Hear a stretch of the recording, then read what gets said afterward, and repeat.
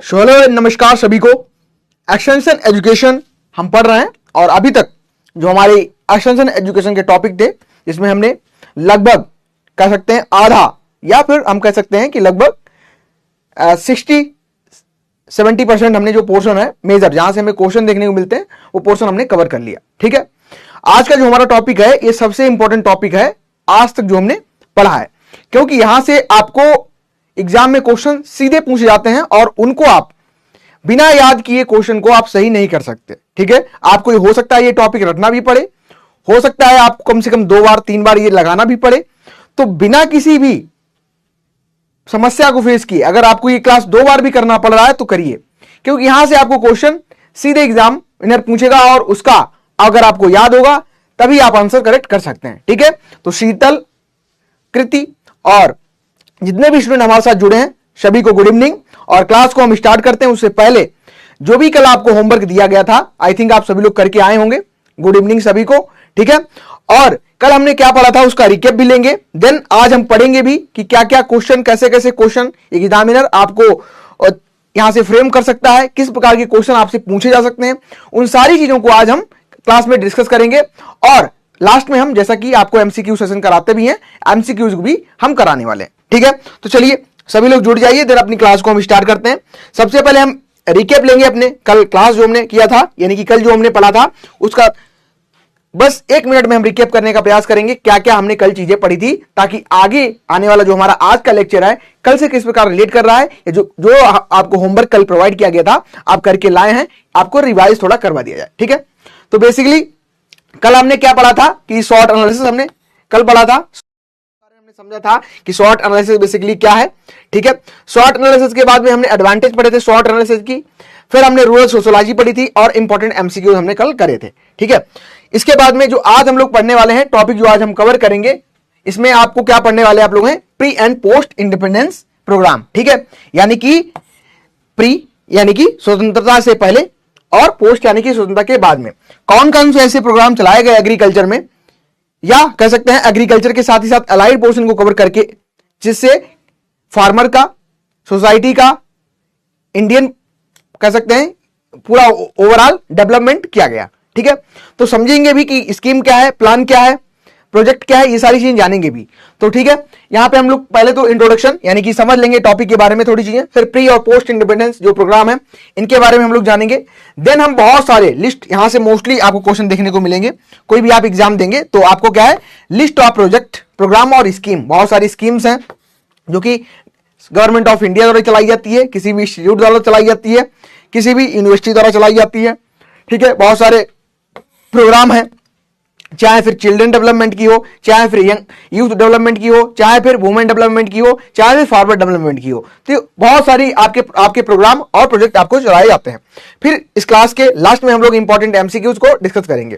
ठीक है, चलिए तो सभी लोग रेडी हैं, स्टार्ट करें टॉपिक को। तो हम पढ़ने क्या वाले हैं बेसिकली आज pre and post independence programmes. ठीक है, प्रोग्राम्स। तो सबसे पहले जब हम स्टार्ट कर रहे हैं ये वर्ड तो कुछ चीजें जो कि आपको समझनी चाहिए। यहां पे हम लोग क्या लेके चल रहे हैं, एक तो हम वर्ड यूज कर रहे हैं स्कीम।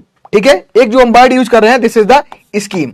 दूसरा जो वर्ड हम लोग यूज करेंगे ये होगा प्लान, और तीसरा जो हम वर्ड यूज करेंगे ये होगा प्रोजेक्ट, और फोर्थ जो हम वर्ड यहां पे मोस्टली यूज करेंगे वो होगा प्रोग्राम। तो सबसे पहले इन वर्ड्स के बारे में हमें जानना चाहिए कि आखिर अगर जब हम बात कर रहे हैं स्कीम तो स्कीम है क्या है। जब हम प्लान की बात कर रहे हैं तो प्लान बेसिकली है क्या, प्रोजेक्ट की बात कर रहे हैं तो प्रोजेक्ट बेसिकली है क्या।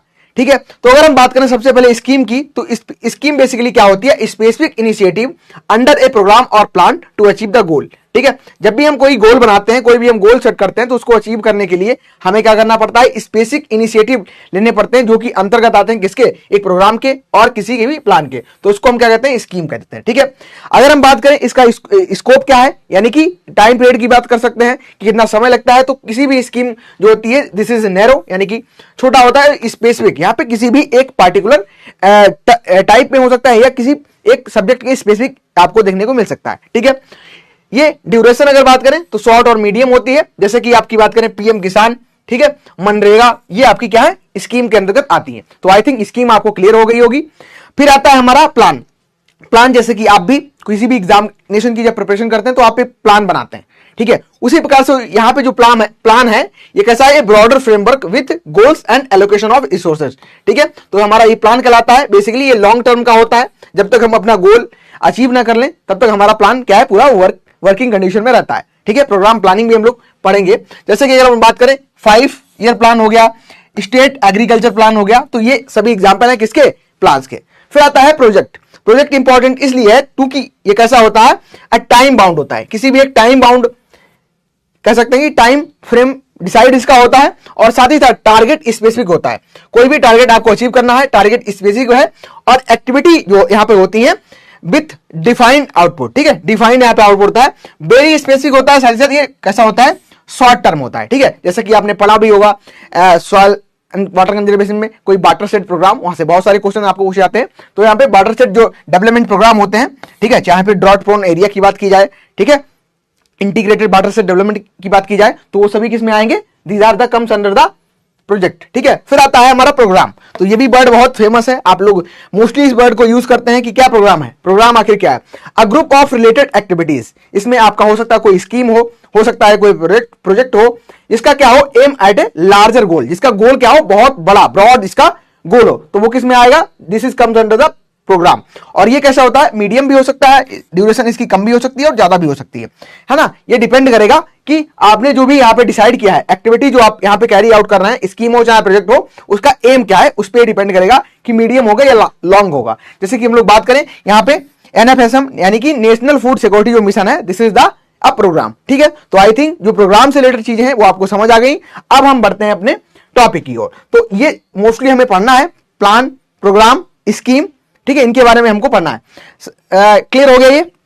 यहां पे कुछ चीज निकल के आती है, यहां से क्वेश्चन आए हैं। जैसे कि बात करेंगे प्रोजेक्ट की, तो प्रोजेक्ट से हमें मोस्टली क्वेश्चन देखने को मिलते हैं, और प्रोजेक्ट से क्वेश्चन कैसे फ्रेम होते हैं थोड़ा आप लोग समझ लो, क्योंकि यहां से जो क्वेश्चन आए वो मोस्टली आप लोग कंफ्यूज हो जाते हैं।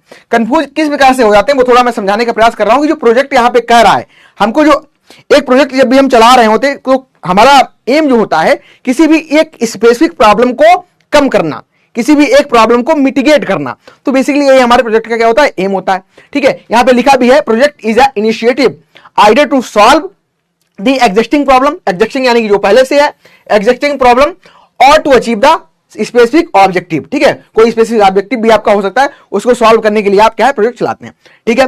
ये कैसा होता है, this is a time bound, ठीक है। टाइम बाउंड एक्टिविटी होती है which has defined the starting point as well as the ending point. उसका क्या है, स्टार्टिंग एक पॉइंट होगा, देन एक एंडिंग उसका पॉइंट होगा, with a defined budget. Budget यानी कि टोटल क्या आपका बजट है, and financial resources, financial resources में आप क्या चीजें यूज करेंगे। तो ये आपका क्या है, इस एक प्रोजेक्ट है, प्रोजेक्ट के बारे में आपको जाना चाहिए।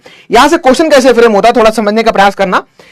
क्वेश्चन पूछा गया था कि जो प्रोजेक्ट है, ठीक है, जो यहां पे हम प्रोजेक्ट पढ़ रहे हैं बार बार, इसमें हम फोकस इसीलिए कर रहे हैं कि प्रोजेक्ट जो होता है ये कितनी फेजेस में डिवाइड किया जाता है, ठीक है, कितनी फेजेस में डिवाइड किया जाता है, how many phases of a project. तो यहां से क्वेश्चन फ्रेम हुआ था। तो सबसे पहले जो होता है प्रोजेक्ट डिजाइन करते हैं, this is the first phase, ठीक है। फिर क्या होता है, अप्रेजल मिलता है, ठीक है, अप्रेजल, सबमिशन होता है, अप्रूवल होता है, देन क्या होता है, इंप्लीमेंटेशन होता है, एंड मॉनिटरिंग उसकी होती है, देन फाइनल उसका इवोल्यूशन किया जाता है। तो इसको आपको क्या है, क्वेश्चन हायरार्की में पूछ सकता है कि फर्स्ट स्टेज कौन सी है, सेकंड कौन सी है, थर्ड कौन सी है, फोर्थ कौन सी है। तो यहां से फेजेस से क्वेश्चन हो सकता है, तो आप यहां से करेक्ट कर सकते हैं। तो टोटल जो फेजेस हमको देखने को मिल रही है प्रोजेक्ट की, किसमें डिवाइड है, सबसे पहले प्रोजेक्ट आप डिजाइन करेंगे, देन उसका अप्रेजल सबमिशन होगा, देन अप्रूवल होगा, देन इंप्लीमेंटेशन होगा, and monitoring and final evolution इसका होगा। तो यहां से क्वेश्चन इस प्रकार से फ्रेम होता है और क्वेश्चन पूछा भी जाता है। अच्छा, जो ये फेजेस हमको देखने को मिल रही हैं, प्रोजेक्ट डिजाइन, अप्रेजल, सबमिशन, ठीक है, implementation and monitoring, then final evolution, इसी के सीक्वेंस को, ये जब सीक्वेंस में हम इसको अरेंजमेंट करते हैं, जब इसको सीक्वेंशियल अरेंजमेंट दे देते हैं तो इसको हम एक नाम देते हैं, और वो नाम कहलाता है प्रोजेक्ट साइकिल, ठीक है। ये नाम क्या कहलाता है, प्रोजेक्ट साइकिल। तो आई थिंक जो इस टॉपिक से क्वेश्चन बनते हैं या देखे गए हैं बनते हुए, वो कुछ इसी प्रकार से हैं। आपसे पूछ देगा what is the project cycle, what are the phases of different phases of a project, ठीक है। तो आप यहां से सारी चीजें क्लियर हो गई होगी आई थिंक, और आप सही क्वेश्चन कर देंगे, ठीक है। आपको मैंने डिफरेंस समझा दिया, और बेसिकली जो हमारा आज का जो टॉपिक है, ठीक है, पहले तो हमने इंट्रोडक्शन समझ लिया, क्या है प्रोजेक्ट, क्या है प्लान, क्या है स्कीम, क्या है प्रोग्राम, और हमने समझ लिया कि प्रोजेक्ट से जो क्वेश्चन बनते हैं वो कैसे हैं। बेसिकली हमारा जो चैप्टर है, यहां पे दो चीजें आपको समझनी पड़ेंगी कि एक तो हम वर्ड यूज कर रहे हैं यहां पे प्री, ठीक है, एक वर्ड हम लोग यूज कर रहे हैं प्री। प्री का मतलब होता है पहले, ठीक है, कोई एक ईयर है उससे पहले। दूसरा हम कर रहे हैं वर्ड यहां पे यूज पोस्ट, ठीक है, पोस्ट यानी कि बाद में। अच्छा, प्री और पोस्ट बाद में जो हम यूज कर रहे हैं टर्म, ये क्या है, स्वतंत्रता की हम लोग बात कर रहे हैं, इंडिपेंडेंस की बात कर रहे हैं। तो इसको हम स्टेज में डिवाइड करते हैं, स्टेज 1 एंड स्टेज 2। जो हमारी स्टेज 1 है ये निकल के आती है प्री इंडिपेंडेंस। यहां से अगर क्वेश्चन पूछे कि प्री, स्टेज 1, स्टेज 2 क्या है, तो कंफ्यूज मत होना। जो प्री या हम जिसको कह रहे हैं stage 1, this is the stage, जब ये इरा कौन सा है, प्री इंडिपेंडेंस एरा है, कब का, 1866 से लेके 1947, जब तक हमको स्वतंत्रता नहीं मिल गई तब तक का जो काल कहलाता है, ये हमारा स्टेज 1 या हमारा कहलाता है प्री इंडिपेंडेंस एरा, ठीक है। दूसरी सेकंड स्टेज निकल के आती है स्टेज 2, इसको हम कहते हैं पोस्ट इंडिपेंडेंस एरा। और स्टार्ट कहां से होगा, तो 1947 पे जब प्री खत्म हो रहा है देन वहां से क्या है, पोस्ट स्टार्ट हो जा रहा है। और कब तक चल रहा है, 1953 तक चल रहा है। बेसिकली अगर कह सकते हैं तो अभी तक, ठीक है, अभी तक। अच्छा, कभी भी ये 3 डॉट आपको अगर देखने को मिलते हैं तो इसका मतलब ये होता है कि इसके आगे भी कुछ है, ठीक है। तो हर एक चीज को लिखने का जो सही क्रम होता है, तो आप अगर साइंटिफिक चीजें जानते हैं तो उसका मतलब आपको पता होना चाहिए। 3 डॉट क्यों लगा दिए, क्योंकि इसके आगे का भी जो ईयर चल रहा है वो भी आपका पोस्ट इंडिपेंडेंस ईरा में आता है। बेसिकली हम इसको मॉडर्न नाम दे देते हैं, ठीक है। तो इस तरीके से जनरेशन नाम देते हैं, तो वहां पे आपको कंफ्यूज नहीं होना है। क्वेश्चन कैसे भी आपसे पूछे या पूछ दे कि बताओ हमको स्टेज 1, जो स्टेज 1 है इसमें कौन कौन से प्रोग्राम शामिल हो रहे हैं, तो बिल्कुल आप बताएंगे कौन से, जो भी प्री इंडिपेंडेंस एरा में यानी कि 1866 से लेके 1947 तक जो प्रोग्राम आएंगे वो किस में आएंगे, स्टेज 1 में, ठीक है। कंफ्यूज नहीं होना यहां से। अगर पूछ ले स्टेज 2 में बताओ, अगर वो ना भी ये लिखे एग्जामिनर कि हमको बताओ पोस्ट इंडिपेंडेंस एरा में कौन सा प्रोग्राम नहीं आ रहा है या आ रहा है, तो अगर आपको चेंज कर दे, ठीक है, इसको आपस में वो चेंज कर सकता है, या आपको क्या है, या तो पोस्ट इंडिपेंडेंस करके क्वेश्चन पूछ लेगा या फिर स्टेज 2 करके स्टेज 1 करके क्वेश्चन पूछ सकता है, ठीक है। तो बेसिकली कौन कौन से ऐसे प्रोग्राम हैं जो कि आते हैं हमारे प्री इंडिपेंडेंस एरा में, यानी कि इन द ईयर ऑफ 1866 से लेके 1947 में ऐसे कौन कौन से प्रोजेक्ट हैं जो कि आते हैं हमारे, ठीक है। तो यह हम कह सकते हैं स्टेज 1 में कौन कौन से आते हैं। चलिए उसी की लिस्ट हम समझेंगे। तो आप देख भी सकते हैं फोटो के माध्यम से कितना स्ट्रगल, कहते हैं ना, आजादी हमको कैसे मिली है, आजादी हमको कैसे मिली है, बहुत सारे लोगों के, बहुत महापुरुषों के योगदान से हमें आज आजादी मिली है, जिसको हम एंजॉय कर रहे हैं, ठीक है। तो इस एंजॉयमेंट के साथ में चीजों को समझो भी कि कौन कौन से प्रोग्राम चलाए गए जो कि क्या थे, किसी भी समाज में किसी भी एक पर्सन विशेष के लिए यूजफुल थे, फार्मर्स के लिए यूजफुल थे, किस पर्सन ने उसको चलाया, क्या उसका रिजल्ट रहा, क्या ऑब्जेक्टिव थे, क्या उसकी अचीवमेंट रही, तो उनको हम समझने का प्रयास आज की क्लास में करने वाले हैं। तो सबसे पहले जो हमारा प्रोग्राम निकल जाता है, this is the Sri Niketan programme. जैसे कि नाम से ही हमें समझ आ रहा है कि श्री निकेतन जो प्रोग्राम था ये चलाया गया था बाय द रविंद्रनाथ टैगोर द्वारा। कब चलाया गया था, ठीक है। देखो कोई भी प्रोजेक्ट या पढ़ना आपको तो क्वेश्चन क्या पूछा जाता है, एक तो कि कब वो स्टार्ट हुआ, ठीक है, कब वो स्टार्ट हुआ, कब वो प्रोग्राम स्टार्ट हुआ। दूसरा पूछा जाता है कि उसका ईयर क्या है। अगर आप लोग नोट्स वगैरह बना भी रहे हैं तो आप ये चीजें लिखते चलना। किसी भी प्रोग्राम को जब पढ़ेंगे तो उसका स्टार्टिंग ईयर हम पढ़ेंगे, ठीक है, स्टार्ट कब हुआ, या हम कह सकते हैं कि कोई इसका प्लेस बताओ हमको कि प्लेस कौन सा है, कहां स्टार्ट हुआ, और ईयर बताओ। ईयर के साथ साथ हमको नाम बता दो कि किसने इस प्रोग्राम को स्टार्ट किया, ठीक है। या अगर कोई ज्यादा ही विशेष कार्यक्रम या प्रोजेक्ट है तो उसका बता दो हमको क्या है, ऑब्जेक्टिव, ठीक है, ऑब्जेक्टिव हमको उसका बता दो, और कोई मेजर अचीवमेंट उसकी हमको बता दो। क्या इसकी हमें मेजर अचीवमेंट जो है उसको आप बता दो हमको, ठीक है। तो ये चीजें हम लोग इस क्लास में पढ़ने वाले हैं। अचीवमेंट इसकी कौन सी निकल के आई उनको आप हमको बता दो। तो बेसिकली ये जो हमारे 4 या 5 टॉपिक हैं, इन्हीं से क्वेश्चन किसी प्रोग्राम से रिलेटेड क्वेश्चन पूछा जाता है, ठीक है। तो अगर हम बात करें श्री निकेतन प्रोजेक्ट की, तो ये चलाया गया था रविंद्रनाथ टैगोर द्वारा, ठीक है, रविंद्रनाथ टैगोर द्वारा चलाया गया था। कब चलाया गया था, तो 1914 में चलाया गया था। आप लोग बिल्कुल एकाग्र होकर सुनने का प्रयास करना, अपने कॉन्शियस माइंड में अपना जो कह सके आप चेतन मन है उसमें चीजों को जाने देना, ताकि आपको एकदम जब भी कोई प्रोग्राम सुने तो आपकी जो माइंड है उसमें सारी चीजें, उसका ईयर, उसके रिलेटेड पर्सन, उससे रिलेटेड ऑब्जेक्टिव, ठीक है, और कहां कब चलाया गया, ऐसे क्वेश्चन अगर फ्रेम होते तो आपको एकदम क्लियर हो जाए। एक बार सुन लेना आराम से, फिर एक बार क्या है आप खुद से रिवाइज कर लेना, देन क्या है आपको कहीं ना कहीं याद हो जाएंगी, क्योंकि चीजें इसमें बहुत सारी हैं। बहुत सारे आपको ईयर याद करने पड़ेंगे, बहुत सारे आपको नाम याद करने पड़ेंगे। हो सकता है आप चीजों में कंफ्यूज भी हो, लेकिन आपको आसानी से ये चीज हो सकता है कि ना याद हो, लेकिन अब जब क्या करेंगे, आप रिवाइज करेंगे इस क्लास को एक बार, दो बार, तीन बार, तब आपको ये सारी चीजें क्लियर हो जाएंगी। ठीक है, एमसीक्यू के थ्रू और हम प्रयास करेंगे कि और अच्छे से आपको चीजें समझ आ जाएं। चलो ठीक है, तो बात कर रहे थे हम, स्टार्ट किया गया था रविन्द्रनाथ टैगोर द्वारा 1914 में, और इनका जो सपोर्ट किया था, ये किया था, किसने सपोर्ट किया था, तो किया था एम हर्ष टैगोर ने। ठीक है, इन्होंने इनका सपोर्ट किया था इस प्रोग्राम को चलाने में। बेसिकली जो श्री निकेतन प्रोजेक्ट है, श्री निकेतन वेलफेयर सोसाइटी स्टैब्लिश हुई थी श्री निकेतन विलेज में, जो कि 100 किलोमीटर दूर पड़ता है कहां से, कोलकाता से। और ये प्रोजेक्ट कहां चलाया गया था, तो बिगिन इन 8 विलेज। ठीक है, 8 गांव में चलाया गया था। इसका बेसिकली जो एम था, ये था कि model village would be inspire others. एक जैसे कि मान चलो आपकी फैमिली में क्या होता है, जब भी आपकी फैमिली में रिलेशन में कोई एक गवर्नमेंट जॉब पा लेता है, तो आप सभी लोग उसको इंस्पायरेशन अपनी बना लेते हैं। मोस्टली समाज में यही देखने को मिलता है। तो जो रविन्द्रनाथ टैगोर थे, इनका उद्देश्य यही था कि हम क्या करें, एक गांव को हम विकसित कर दें।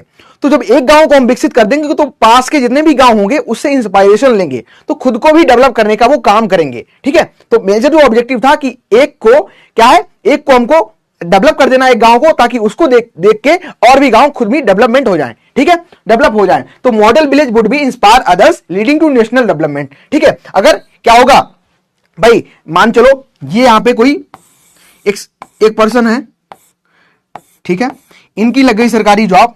अब इनके आस पड़ोस के जो भी लोग होंगे, ठीक है, जो भी इनके बगल की सोसाइटी होगी, इनके माता पिता होंगे, क्या करेंगे इनका एग्जाम्पल कोट करेंगे कि ठीक है, ये कौन थे, घनश्याम जी की क्या है, जॉब लग गई गवर्नमेंट, और आप क्या है, पढ़ाई नहीं कर रहे हो, तो इनकी तरह बनने का प्रयास करो। ठीक है, जब क्या है, इनसे इंस्पायरेशन ले रहे हैं, तो क्या होगा, हो सकता है इसमें से 1 2 3 4 जो भी हो पर्सन, उनकी भी जॉब लग जाए। तो जब इनकी भी जॉब लग जाएगी तो क्या होगा, बेसिकली ओवरऑल जो हमारी कंट्री है, ओवरऑल जो हमारा देश है, इसकी कहीं ना कहीं डेवलपमेंट हो जाएगी। तो सेम बात यहीं पे जो लागू हो रही थी, वो इस प्रोग्राम में लागू हो रही थी। जो मॉडल विलेज है, इनका हम एक का डेवलप कर देंगे, उसको देख देख के अदर भी खुद को डेवलप करेंगे, और अदर जब गांव भी अपने आप को डेवलप करेंगे, तो कहीं ना कहीं हमारे पूरे भारत देश का, हमारी पूरी कंट्री का विकास देखने को हमको मिलेगा। ठीक है, तो ये इसका एम था। अच्छा, रविन्द्रनाथ टैगोर बेसिकली मेन जो यहाँ पे पर्सन थे, वो कौन थे, आपके रविन्द्रनाथ टैगोर जी थे। और इनकी डेथ के बाद ये प्रोग्राम सही से नहीं चल पाया, और अगर आज की बात करें तो कहीं ना कहीं ये प्रोग्राम एक्सक्लेप कर गया है। ठीक है, चलिए, तो फर्स्ट आपका जो प्रोग्राम था श्री निकेतन था। सारी चीजें मैंने आपको यहाँ पे अच्छे से समझा दी गई हैं। आई थिंक आपका जो भी डाउट होगा यहाँ से, या जो भी क्वेश्चन होगा यहाँ से सॉल्व हो जाएगा। ठीक है, चलिए, फिर दूसरा जो प्रोग्राम निकल के आता है, दिस इज द मार्थेंडम प्रोजेक्ट। ठीक है, मार्थेंडम प्रोजेक्ट, यहाँ से मोस्टली क्वेश्चन पूछा जाता है कि इसको चलाया किसने, तो ये चलाया गया था 1921 में, और किसके द्वारा चलाया गया था, डॉक्टर स्पेंसर हेच के द्वारा इस प्रोग्राम को चलाया गया था। बेसिकली अगर हम लोग बात करें इस प्रोग्राम की, जो कि हमारा था मार्थेंडम प्रोजेक्ट, इसकी बात कर रहे हैं, तो इसमें क्या था, होलिस्टिक डेवलपमेंट। मैं काफी बार इसको यूज किया हूं, होलिस्टिक डेवलपमेंट। जब भी हम बात करते हैं किसी भी पर्सन के होलिस्टिक डेवलपमेंट की, तो वहां पे उसका मतलब होता है चौतरफा विकास। जैसे कि आप सभी एग्रीकल्चर के स्टूडेंट हैं, और कहीं ना कहीं गांव से आप रिलेट करते हैं, गांव से आप जुड़े हुए हैं। तो जब भी आपके यहाँ चुनाव होता है, तो बहुत सारे ऐसे पॉलिटिकल लीडर आते हैं और एक बैनर छपाते हैं, वहां पे लिखाते हैं कि हम किसान का क्या करेंगे, चौमुखी विकास करेंगे। उसको क्या है, पानी अवेलेबल करवाएंगे, उसको क्या है, पैसे देंगे, उसको पेंशन मुहैया कराएंगे, उसको क्या है, इकोनॉमिक रूप से सशक्त बनाएंगे, उसको आर्थिक रूप से सशक्त बनाएंगे, उसके लिए मेडिकल व्यवस्थाएं करेंगे, उसके लिए वाहन चलवाएंगे, ट्रांसपोर्टेशन। तो यानी कि ओवरऑल जो डेवलपमेंट होता है उसी को हम होलिस्टिक डेवलपमेंट कहते हैं। तो वही यहाँ पे कॉन्सेप्ट फॉलो किया जा रहा था मार्थेंडम जो प्रोजेक्ट था इसमें बाय द स्पेंसर हेच। तो इनका जो मेन उद्देश्य था, ये था होलिस्टिक डेवलपमेंट। किसका होलिस्टिक डेवलपमेंट, तो किसी भी पार्टिकुलर गांव में किसी फार्मर का हो सकता है, तो उसका फिजिकल डेवलपमेंट करना, ठीक है, उसका स्पिरिचुअल यानी कि आध्यात्मिक विकास उसका करना, आध्यात्मिक के साथ उसका मेंटल, देखते हैं इस समय क्या हो रहा है, मेंटल विकास करना, उसका इकोनॉमिक विकास करना, और सोशल उसका विकास करना, डेवलपमेंट करना, ये इसका फोकस एरिया था। ठीक है, जो फोकस इसका कंसर्न था वो था उसका होलिस्टिक डेवलपमेंट, किसका, किसी भी गांव में, किसी भी पर्सन का, किसी भी एक इंडिविजुअल सोसाइटी का भी। ठीक है, तो focus on agriculture, animal husbandry including production and marketing. तो कहीं ना कहीं अब जब हम बात कर ही रहे हैं कि होलिस्टिक डेवलपमेंट की, तो इसमें सारी चीजें इंक्लूड हो जाती हैं। ठीक है, सारी चीजें इसमें इंक्लूड हो जाती हैं। तो ये हमारा उद्देश्य था इसका। अच्छा, ये जो कंटिन्यूशन की बात करें, अब जैसे कि वहां पे क्या था, जब रविन्द्रनाथ टैगोर जी एक्सपायर हो गए, तो उसके बाद ये प्रोग्राम कहीं ना कहीं बंद हो गया, हमको देखने को मिला एकदम बंद हो गया। लेकिन ये जो प्रोग्राम था, एक सोसाइटी थी जिनका नाम था यंग मैन क्रिश्चियन एसोसिएशन। इनके बाद में भी ये जो सोसाइटी थी इसके द्वारा इसको चलाया जा रहा है और आज भी ये कहीं ना कहीं चल रहा है, लेकिन उतना फ्लो में नहीं चल रहा है जितना स्पेंसर हेस्ट के समय में चल रहा था। और यंग मैन क्रिश्चियन एसोसिएशन ने इसको कंटिन्यू रखने का, इसको जारी रखने का क्या है, काम किया है। तो स्टिल भी ऑनगोइंग है, आज भी ये चल रहा है, बट उतना कहते हैं ना कि जब भी हम किसी काम को स्वयं से करते हैं और जब हमारे द्वारा वो काम नहीं हो रहा तो हम किसी दूसरे काम में उलझ जाते हैं, तो वो काम क्या है, स्लो हो जाता है, धीरे हो जाता है। तो क्या है, सेम वही बात यहां पे कही गई, लेकिन आप लोग नाम याद रखना कि जो यंग मैन क्रिश्चियन एसोसिएशन है इसने इसको कंटिन्यू करने का प्रयास किया, कंटिन्यू इसको आज तक रखा है। ठीक है, चलिए दूसरा होगा हमारा, फर्स्ट हमारा यहां से निकल के आया था, दूसरा हो गया, फिर आता है थर्ड जो कि है गुड़गांव प्रोजेक्ट। अब गुड़गांव प्रोजेक्ट की हम लोग बात कर रहे हैं तो इंपॉर्टेंट इसलिए बन जाता है क्योंकि ये मिस्टर एफ.एल. ब्राइन द्वारा चलाया गया था, और जो एफ.एल. ब्राइन थे इन्होंने इस प्रोग्राम को 1920 में चलाया गया था। बेसिकली इस प्रोग्राम का जो कह सकते हैं उद्देश्य था, जो एम था कि जो विलेज के पीपल हैं इनको क्या है, इंप्रूवमेंट करना। विलेज क्या है, उनके बिलीव सिस्टम को इंप्रूवमेंट करना। ठीक है, उनके बिलीव सिस्टम को क्या है, कहीं ना कहीं डेवलप करना, उनकी कैपेसिटी को बिल्डअप करना। कैपेसिटी इन द सेंस कैसे जाता है, आज का मान चलो किसान दिन में 8 घंटा काम कर रहा है, कैसे, फावड़ा लेके खुद ही बेचारा खेत को खोद रहा है, खुद ही निकाई गुड़ाई कर रहा है। तो जो गुड़गांव प्रोजेक्ट था इसमें कह सकते हैं कि उनकी कैपेसिटी को कैसे बढ़ाया जा सके। 8 घंटा जो काम कर रहे हैं उसको कैसे, काम तो 8 ही घंटा दिखेगा लेकिन वो क्या है 24 आवर्स के द्वारा कैसे उसको चेंज कर दी जाए। ठीक है, टेक्नोलॉजी का उसमें यूज किया जाए, कुछ ना कुछ उसमें थोड़े थोड़े अचीवमेंट लाए जाए, तो कैसे हो सकता है। इसका जो हम कह सकते हैं एरिया वाज वेकर्ड, बैकवर्ड, डर्टी और अनहेल्थी और अनअवेयर। ठीक है, people unaware of development possibilities के थ्रू जो रह रहे हैं उनका क्या करना, motivate villagers to believe improvement is possible, capacity building and living standard and farming practice, यानी कि उनका जो लिविंग स्टैंडर्ड है उसको कहीं ना कहीं अपस्किल करना, बढ़ाना, और फार्मिंग जो प्रैक्टिस है इनको कहीं ना कहीं इंप्रूव करना। ये इसका हमारा मेन एम था।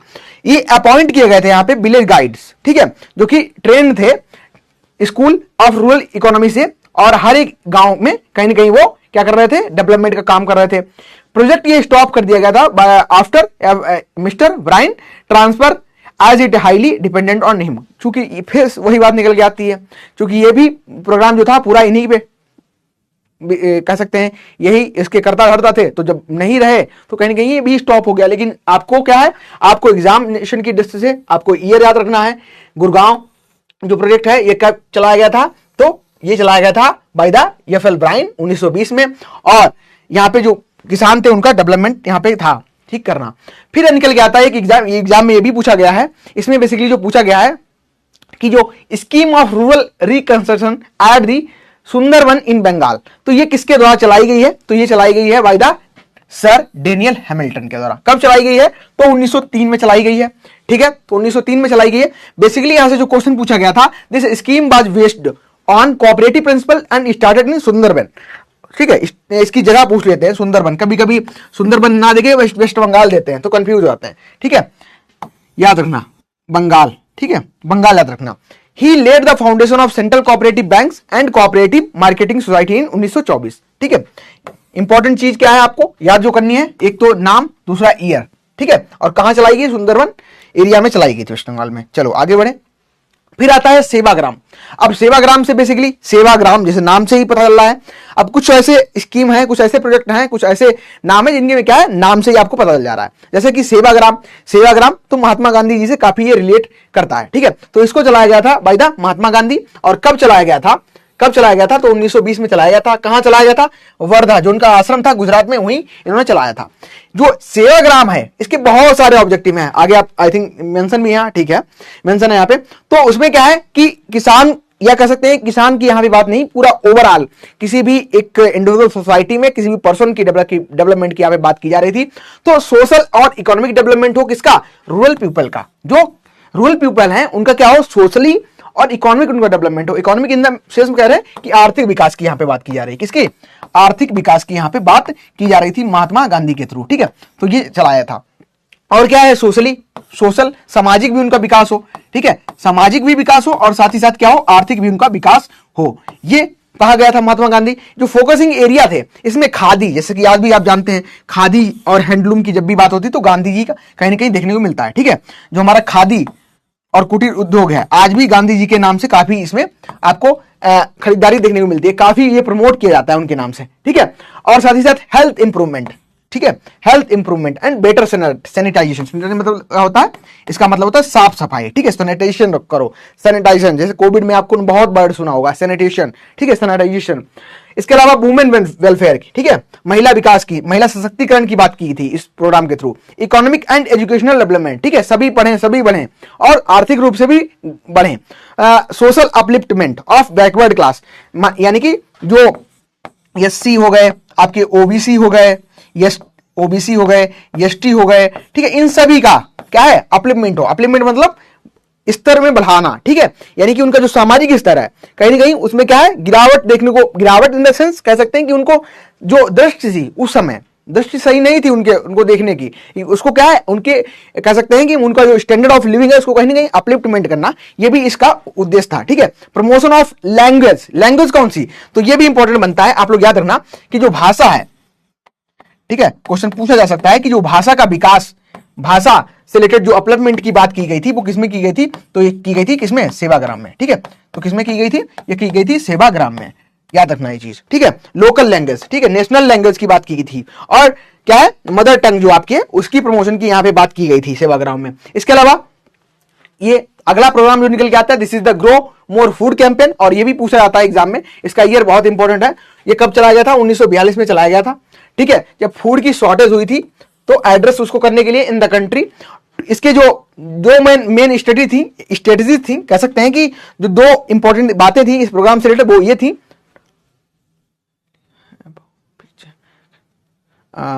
कल से आप जुड़े हैं शुभम यादव, ठीक है, मैं आप एक काम करना, क्लास के लास्ट में एक बार मैसेज फिर से ड्रॉप कर देना, बता दूंगा कैसे कवर कर लेना, जो पीछे क्लास छूट गई आपकी, ठीक है। तो 1942 में चलाया गया था ग्रो मोर फूड कैंपेन, ठीक है, grow more food campaign, grow more food campaign बोलते जाओ, आप लोग पढ़ रहे हो तो आप ग्रो मोर फूड कैंपेन कब स्टार्ट हुआ था, 1942 में स्टार्ट हुआ था, ठीक है।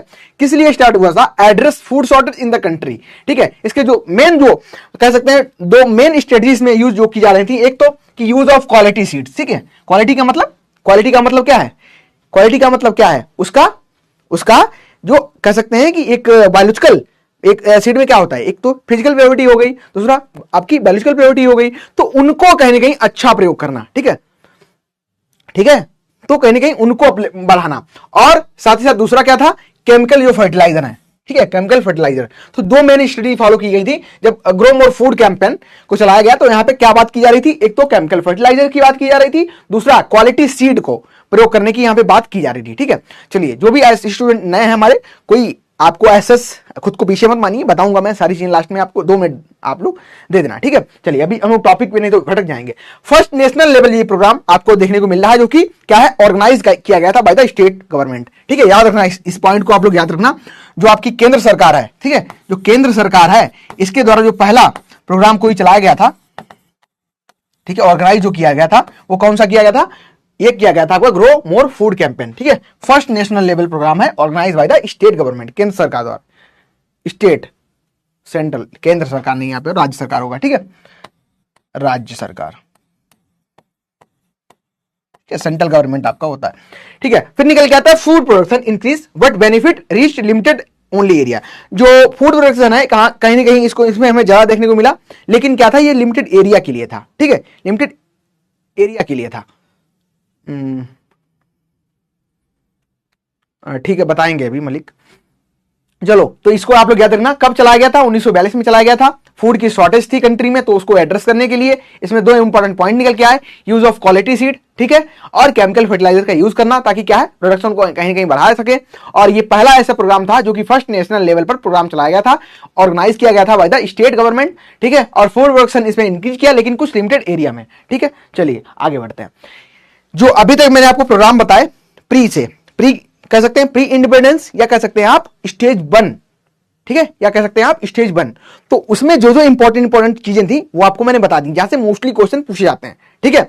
अच्छा, चूंकि मैंने इस टॉपिक को इस प्रकार से डिजाइन किया है कि आपको ज्यादा वर्डन भी ना लगे, आपको ऐसा लगे कि ना हमने बहुत कुछ इसमें पढ़ लिया, कुछ याद ही नहीं हमको रह गया, ऐसा भी ना लगे, और कुछ छूटे भी ना।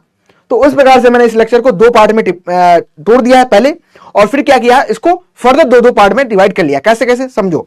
पहले मैंने आपको पढ़ाया था स्टेज 1 यानी कि आपको प्री इंडिपेंडेंस प्रोग्राम पढ़ा दिए, वो इंपॉर्टेंट प्रोग्राम जिनसे क्वेश्चन मोस्टली हमको देखने को मिलते हैं, ठीक है, वो करवा दिए। और फिर इसको हम एक बार रिकेप कर ले रहे हैं, क्योंकि उसमें भी बहुत सारे ऐसे प्रोग्राम है, these are the not important as much as, ठीक है, कि जितना ये इंपॉर्टेंट है आपको जो पढ़ा दिए हैं।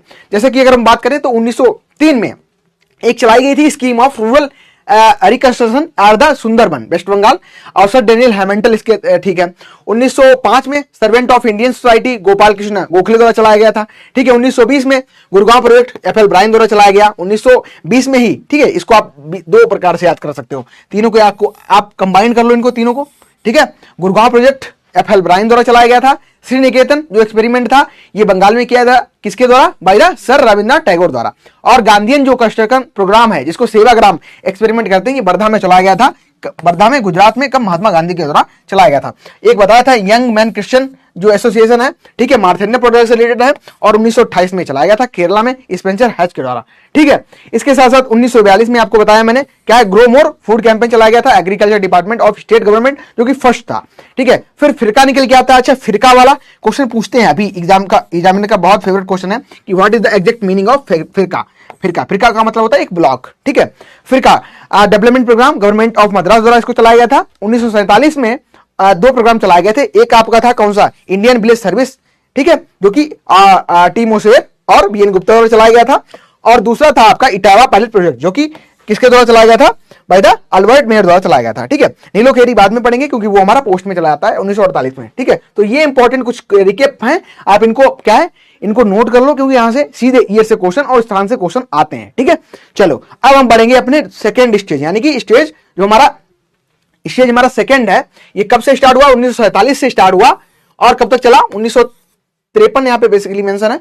लेकिन क्या है, आप इसको कर सकते हैं आगे तक, जो भी अभी प्रोग्राम चल रहे हैं ये हम पोस्ट में कंसीडर करते हैं, बट क्या इनको मॉडर्न में कह देते हैं, तो आपको याद रखना है क्योंकि वहां से क्वेश्चन आते हैं। ये इसको आप क्या है, ये इरा कब से कब आता है, तो ये 1947 के बाद में 1953 तक का जो आता है, इसको स्टेज सेकंड के नाम से भी हम जानते हैं। तो उस चीज को भी आप लोग याद रखेंगे, स्टेज सेकंड कह दे एग्जामिनर, या कह दे आपको पोस्ट इंडिपेंडेंस एरा का कौन सा प्रोग्राम है, तो आप इसको इस तरीके से सही कर सकते हैं। अच्छा, ठीक है, देख रहे हैं बहुत सारी हमने तरक्की की है, बहुत सारी बिल्डिंग्स हमने बनाने शुरू कर दी, एग्रीकल्चर को बहुत अच्छा हमने डेवलप करना शुरू कर दिया। तो ये सारी चीजें किसमें निकल के आएंगी, हमारी पोस्ट इंडिपेंडेंस में निकल के आएंगी। अच्छा, तो सबसे इंपॉर्टेंट पहला ये निकल के आता है, this is the Etawah pilot project. इसको हम इटावा प्रोजेक्ट या इटावा पायलट प्रोजेक्ट भी कहते हैं, ठीक है। ये कब स्टार्ट हुआ था, तो ये स्टार्ट हुआ था 1948 में। कहां, तो इटावा, जो कि एक डिस्ट्रिक्ट पड़ती है उत्तर प्रदेश में। जो पायलट प्रोजेक्ट है बेसिकली इसमें रूरल डेवलपमेंट, ठीक है, जो हम बात कर रहे हैं पायलट प्रोजेक्ट की, तब बात हम कर रहे हैं किसकी, रूरल डेवलपमेंट की, ठीक है, रूरल प्लानिंग की। पायलट जो प्रोजेक्ट होता है basically for rural planning and development के लिए होता है, जो पायलट प्रोजेक्ट चलाते हैं। बहुत सारे पायलट प्रोजेक्ट चलते रहते हैं। क्या है, किसी स्थान को चूज किया, वहां पे हमने डेवलपमेंट किया, वहां पे हमने क्या है, रूरल प्लानिंग की, कैसे इनको और बेटर कर सकते हैं, ठीक है।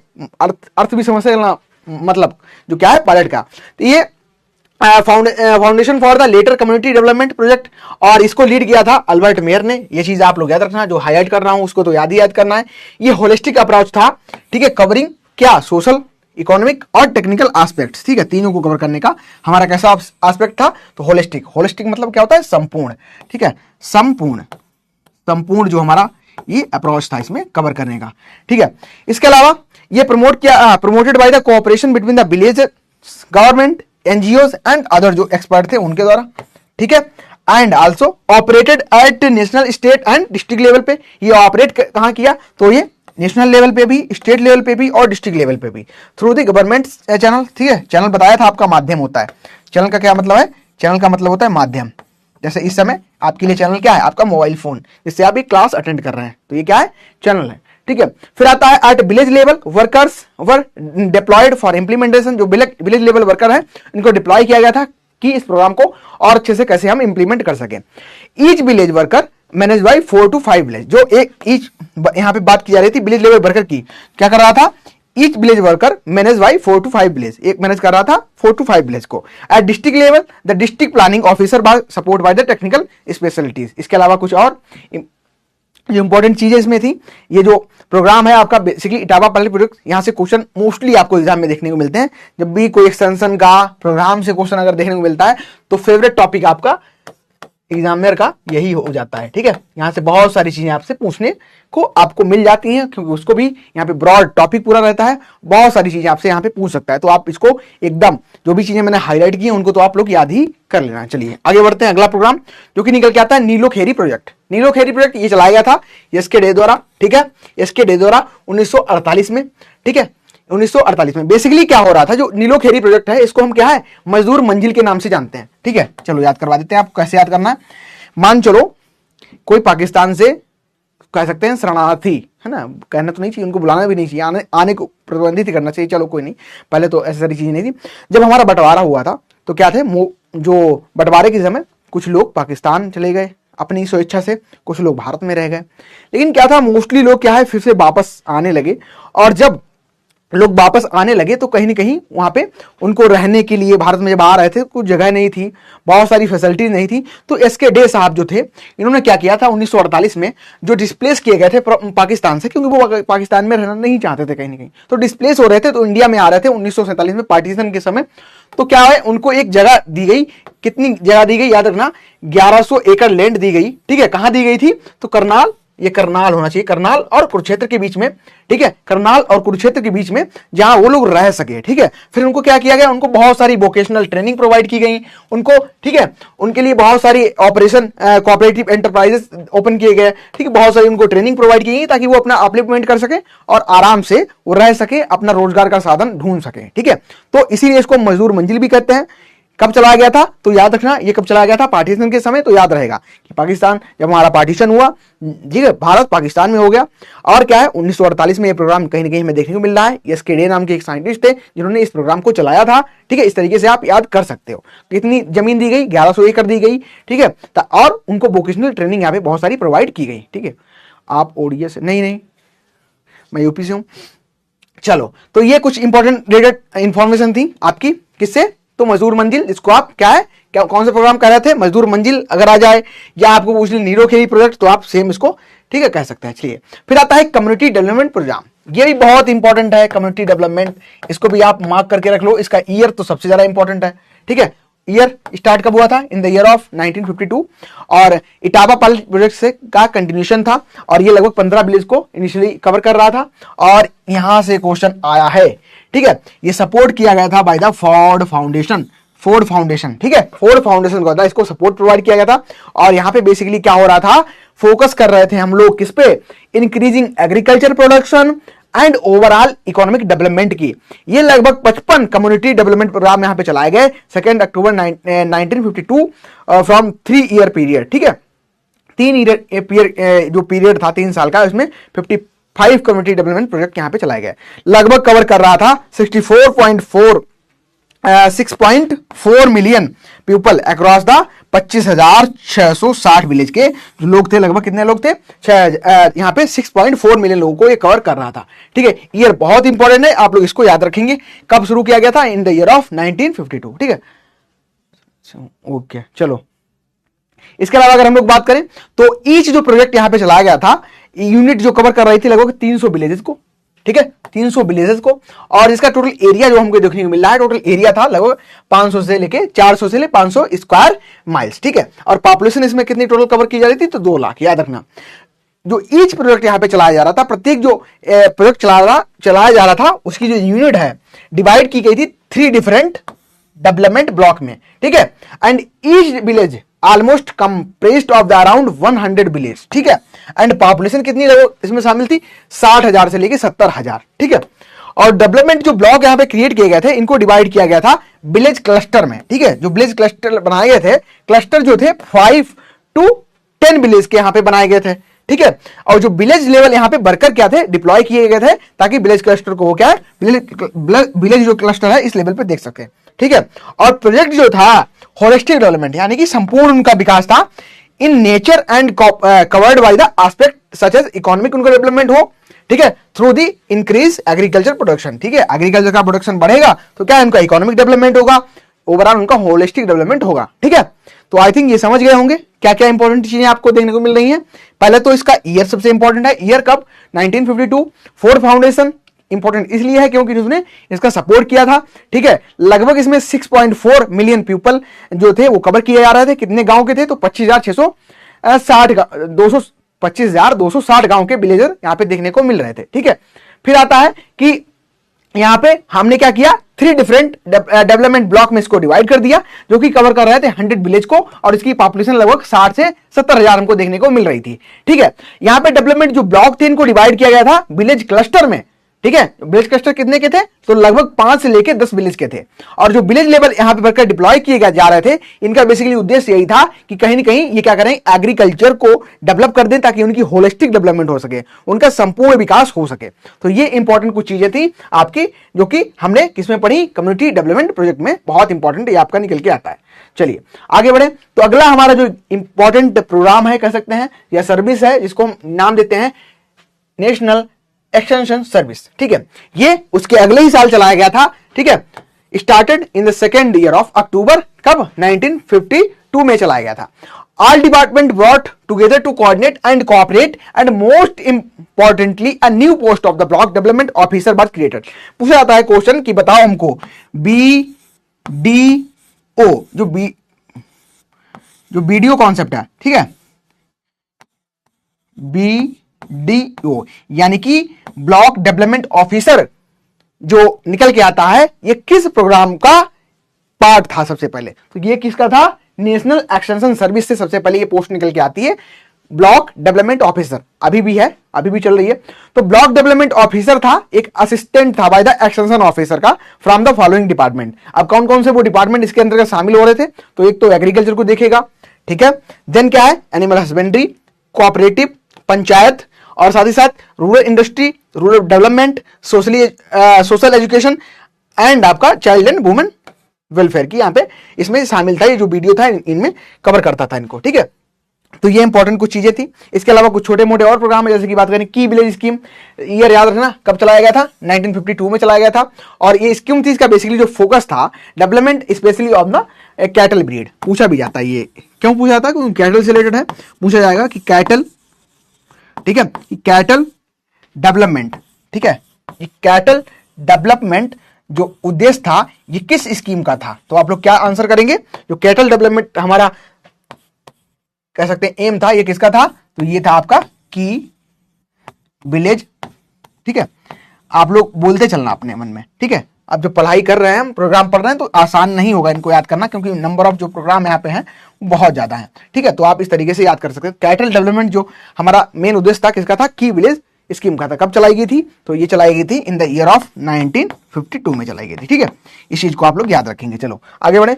अगला प्रोग्राम था intensive agriculture district programme. Intensive agriculture district programme ये चलाया गया था कब? 1960 में, और 7 डिफरेंट डिस्ट्रिक्ट्स को ये कवर कर रहा था। 7 डिफरेंट डिस्ट्रिक्ट को कवर कर रहा था। ठीक है, इसमें क्या हुआ? द प्रोग्राम एक्सटेंड किया गया था कब? 9 मोर इसमें डिस्ट्रिक्ट शामिल करेंगे, यानी कि 9। ठीक है, और इसमें डिस्ट्रिक्ट शामिल की गई थी कब? 1963-64 में। ठीक है, याद रखना। इस प्रोग्राम को हमें दूसरे किस नाम से जानते हैं? तो ये क्वेश्चन भी पूछा जाता है। दूसरे हम नाम से जानते हैं इसको पैकेज प्रोग्राम। ठीक है, इसका एम कहा अग्यूमेंट एग्रीकल्चर प्रोडक्शन। ठीक है, बढ़ाना। अग्यूमेंट का मतलब होता है किसी चीज को इंक्रीज करना, बढ़ाना। ठीक है, वृद्धि करना, अधिक। ठीक है, अग्यूमेंट करना। ठीक है, चलिए, तो बढ़ाना था इसका प्रोग्राम, किसका? एग्रीकल्चर प्रोडक्शन को। फिर आता है हमारा the intensive cattle development project. ये चलाया गया था 1963-64। अगर ऑप्शन आपको 64 मिलता है तब भी आप करेक्ट करेंगे। और जो कि हमने अभी प्रोग्राम पढ़ा था एग्रीकल्चर में कैटल से रिलेटेड, कैटल डेवलपमेंट से रिलेटेड, यानी कि की विलेज जो स्कीम थी, इसका ये क्या था? एक्सपेंशन था। ठीक है, ये क्या था? इसका एक्सपेंशन यानी कि बढ़ाओ। ठीक है, इसको बढ़ाया कहीं ना कहीं इस प्रोग्राम ने। और इसका जो मेन उद्देश्य था ये डेयरी प्रोडक्शन को। अगर पूछे कि कैटल डेवलपमेंट किसका था, तो कैटल डेवलपमेंट था हमारा किसका? की जो कैटल डेवलपमेंट था ये हमारा था किसका? हमारा जो था की विलेज स्कीम का। ठीक है, की विलेज का। अगर आपसे पूछे कि डेयरी डेवलपमेंट की बात कर रहे हैं, जब हम डेयरी प्रोडक्शन की बात कर रहे हैं या डेयरी डेवलपमेंट की बात कर रहे हैं, डेयरी प्रोडक्शन की जब हम बात कर रहे हैं, तो उसमें कौन सा प्रोग्राम शामिल होगा? तो उसमें कौन सा शामिल होगा? तो आप लोग नाम याद रखेंगे, कौन सा? हमारा इंटेंसिव कैटल डेवलपमेंट प्रोजेक्ट। ठीक है, इसको आप याद रखेंगे। चलिए आगे बढ़े। अगला प्रोग्राम है, या हम कह सकते हैं सबसे फेमस, यहां से क्वेश्चन फेज से पूछते हैं। ठीक है, बताओ फर्स्ट फेज कब स्टार्ट हुई, सेकंड थर्ड कब फेज यहां पे स्टार्ट हुई? तो ऑपरेशन फ्लड। ऑपरेशन फ्लड, अच्छा इससे रिलेटेड कुछ मैं आपको फैक्ट भी बताऊंगा। जो अमूल बेसिकली है, अमूल का आपने एक तो अमूल गर्ल देखी होगी, ठीक है, और एक उसका कोड भी है अटरली वटरली डिलीशियस, अटरली वटरली डिलीशियस। तो ये सबसे पहले एक किसने ये नाम दिया था और किसने वो जो अमूल गर्ल है उसको बनाया था? चलिए, अगर किसी को पता है तब तक बताओ, मैं कुछ ऑपरेशन फ्लड से रिलेटेड आपको चीजें यहाँ पे बता दे रहा हूं। जैसा कि अगर हम लोग बात करें ऑपरेशन फ्लड की, इसके जो कर्ता धर्ता थे, जो मेन इंपॉर्टेंट यहाँ पे पर्सन निकल के आते हैं, this is the Verghese Kurian, जैसे कि आप देख भी रहे हैं, ठीक है। यहाँ पे क्या है, ये फर्स्ट पिक है आपकी अमूल में, जब क्या है अमूल का जब विस्तार हुआ, यानी कि अमूल जब लोगों की नजर में आया, तो ऑपरेशन फ्लड है, इसमें 3 फेज थे। इंपॉर्टेंट फेज कौन कौन से थे? 3 फेज थे जहां से क्वेश्चन आता है। जैसे कि बात करें हम फेज 1, ये स्टार्ट हुआ था इन द ईयर ऑफ 1972 1980, ठीक है, 1970 से 1920 के बीच में चला। फेज सेकंड 1981 से लेके 1985 के बीच में चला, और फेज थर्ड जो कि 1985 से लेके 1996 के बीच में चला था। जो वर्गीस कुरियन साहब थे, इनको वर्ल्ड फूड प्राइज भी मिला था। कब मिला था? तो आप लोग याद रखेंगे, इन द ईयर ऑफ 1989 में इनको मिला था। और इनको फादर ऑफ व्हाइट रेवोल्यूशन, यानी कि दूध जो हमारा व्हाइट रेवोल्यूशन है, ठीक है, सफेद क्रांति है, व्हाइट रेवोल्यूशन है, ठीक है, तो उसका है फादर भी इनको हम क्या है मानते हैं, ठीक है, क्योंकि इन्हीं का योगदान था अमूल। अच्छा, एक बार आप लोग बताना, क्या पता है आपको अमूल का पूरा नाम क्या है? अमूल का पूरा नाम क्या है? अमूल का पूरा नाम क्या है बताइए फटाफट, किसी को पता है? What is the full name of Amul? ये तो आप सब जानते ही होंगे। कहाँ है ये? तो ये आपका आनंद में है, ठीक है। कहाँ है? आनंद। कहाँ है? आनंद गुजरात में, ठीक है, आनंद गुजरात में ये आपको देखने को मिलता है। बताइए, तो इसका जो पूरा नाम है, याद रखना, इसका पूरा जो नाम है आनंद मिल्क यूनियन लिमिटेड, ठीक है। क्या नाम है? आनंद मिल्क यूनियन लिमिटेड। एग्जामिनर कुछ भी इस समय पूछ रहे हैं, लिमिटेड, ठीक है, लिमिटेड। तो सारी चीजें हमको समझ के चलनी है, आराम से पढ़ते चलना है। आनंद मिल्क यूनियन लिमिटेड इसका पूरा नाम है, और इसका कोड भी अगर पूछे आपसे, पूछे कि अटरली वटरली, ठीक है, डिलीशियस, ये इसका कोड है। और क्या है, और बेसिकली जो फेज है, यहां से क्वेश्चन आता है। चलिए, समझ आ गई, यहां तक चीजें समझ आ गई आपको? ऑपरेशन फ्लड से रिलेटेड सारी चीजें समझ आ गई। कौन इसके संस्थापक हैं? डॉक्टर वर्गीस कुरियन साहब, ठीक है।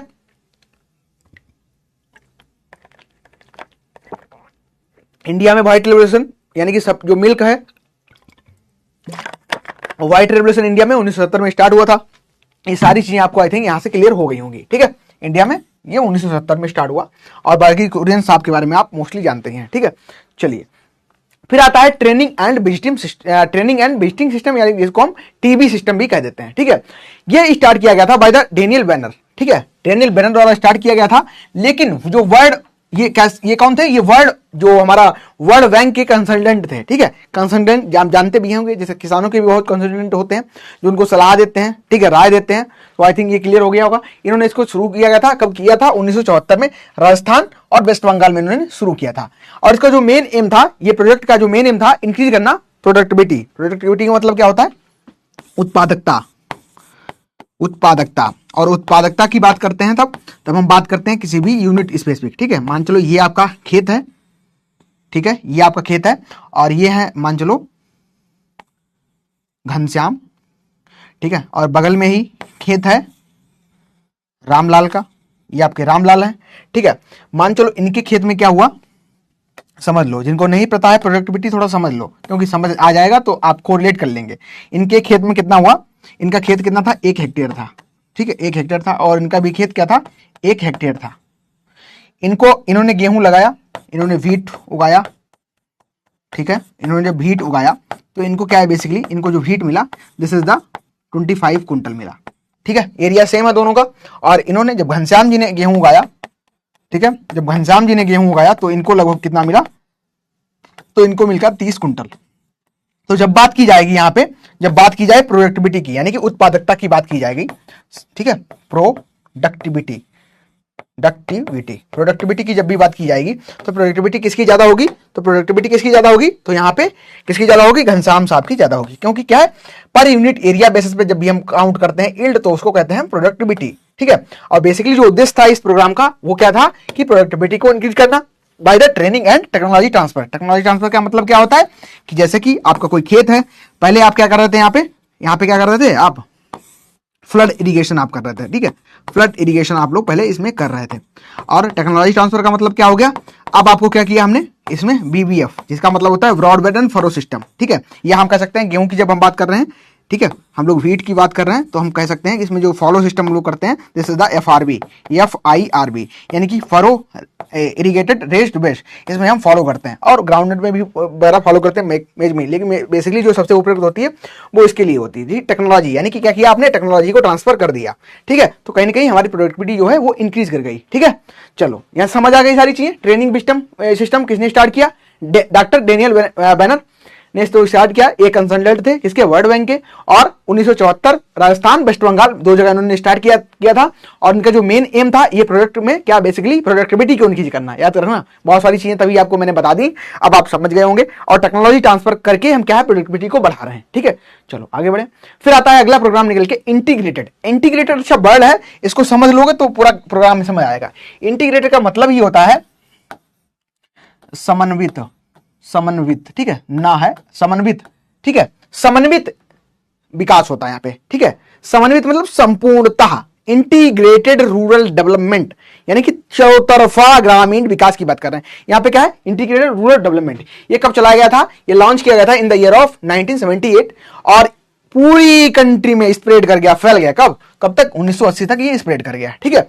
और यहाँ पे बेसिकली जो स्मॉल और मार्जिनल जो फार्मर है, इसके अलावा एग्रीकल्चर लेबर और agriculture artisan below the poverty line, BPL line एक होती है ना, BPL line, below BPL, below poverty line की बात करें तो सबसे ज्यादा जो लोग देखने को मिलते हैं ये बिहार के लोग हैं, these are the comes under the below poverty line, ठीक है। तो जो बीपीएल के अंतर्गत आते हैं उनको टारगेट करना, उनको क्या था, उनका टारगेट, वो बेनिफिशियरी बने इसके, ठीक है। यानी बीपीएल वाले जो लोग थे इनको कहीं ना कहीं हम क्या है, चीजें प्रोवाइड करेंगे ताकि क्या है, ये जो इनकी हमें डेवलपमेंट इनका हो सके। प्रोग्राम का जो बेसिकली इंप्लीमेंट किया गया था इंटायर कंट्री, यानी कि पूरे भारत की यहाँ पे हम बात कर रहे थे, ठीक है। हम क्या कर रहे थे, पूरे भारत की हम लोग यहाँ पे बात कर रहे थे। डेवलपमेंट किसका हो, पूरे भारत का, कहीं ना कहीं इसमें डेवलपमेंट हो, ऑल इंडिया की बात हम लोग कर रहे थे, इसमें शामिल कर रहे थे, ठीक है। और प्रोग्राम कहा था, पूरी कंट्री में, इंटायर कंट्री में। लेटर स्कीम ये मर्ज कर दी गई थी किसमें, याद रखना, पूछ भी लिए कि बताओ ये जो स्कीम है किसमें मर्ज की गई, स्वर्ण जयंती ग्राम स्वरोजगार योजना में इसको मर्ज किया गया था। कब किया गया था, तो याद रखेंगे इन द ईयर ऑफ 1999, ठीक है। कुछ इंपॉर्टेंट पॉइंट जो कि मैं हाईलाइट भी कर देता हूं, उनको आप लोग याद रख सकते हैं, ठीक है। चलिए अगला प्रोग्राम। तो ये बेसिकली हमारे जितने भी प्रोग्राम हमने पढ़े अभी तक, जितने भी प्रोग्राम पढ़े हमने, पहले तो हमने पढ़ा था प्री यानी कि स्टेज 1, उसमें कौन कौन से इंपॉर्टेंट शामिल थे। अभी हम पढ़ रहे थे कौन से पोस्ट में कौन कौन से इंपॉर्टेंट जो थे प्रोग्राम शामिल थे। अच्छा, ये जो लिस्ट आपको अभी यहाँ पे आपकी स्लाइड में यहाँ पे देखने को मिल रही है, इसमें मोर देन 100 आपको प्रोग्राम मैंने यहाँ पे प्रोवाइड कर दिए हैं। अब आप कहेंगे सर ये तो बहुत ज्यादा है, मैं याद कैसे इनको करूंगा, कैसे हमको याद रहेंगे, फिर अगर याद भी रख लिए 100 तो एग्जाम में कैसे, मैं ऐसा कैसे हो सकता है जिससे मैं कंफ्यूज ना हूं। तो सबसे पहले आपको मैं कुछ यहाँ पे जो बताना चाहूंगा, आपको क्या करना है, जो मैंने आपको पढ़ाया सबसे पहले, ठीक है, जो मैंने क्या है आपको कवर करवाया, जो इंपॉर्टेंट है, जो इंपॉर्टेंट यहाँ पे आपको प्रोग्राम देखने को मिले वो मैंने क्या किया, इंपॉर्टेंट को मैंने यहाँ पे कवर करवा दिया, ठीक है।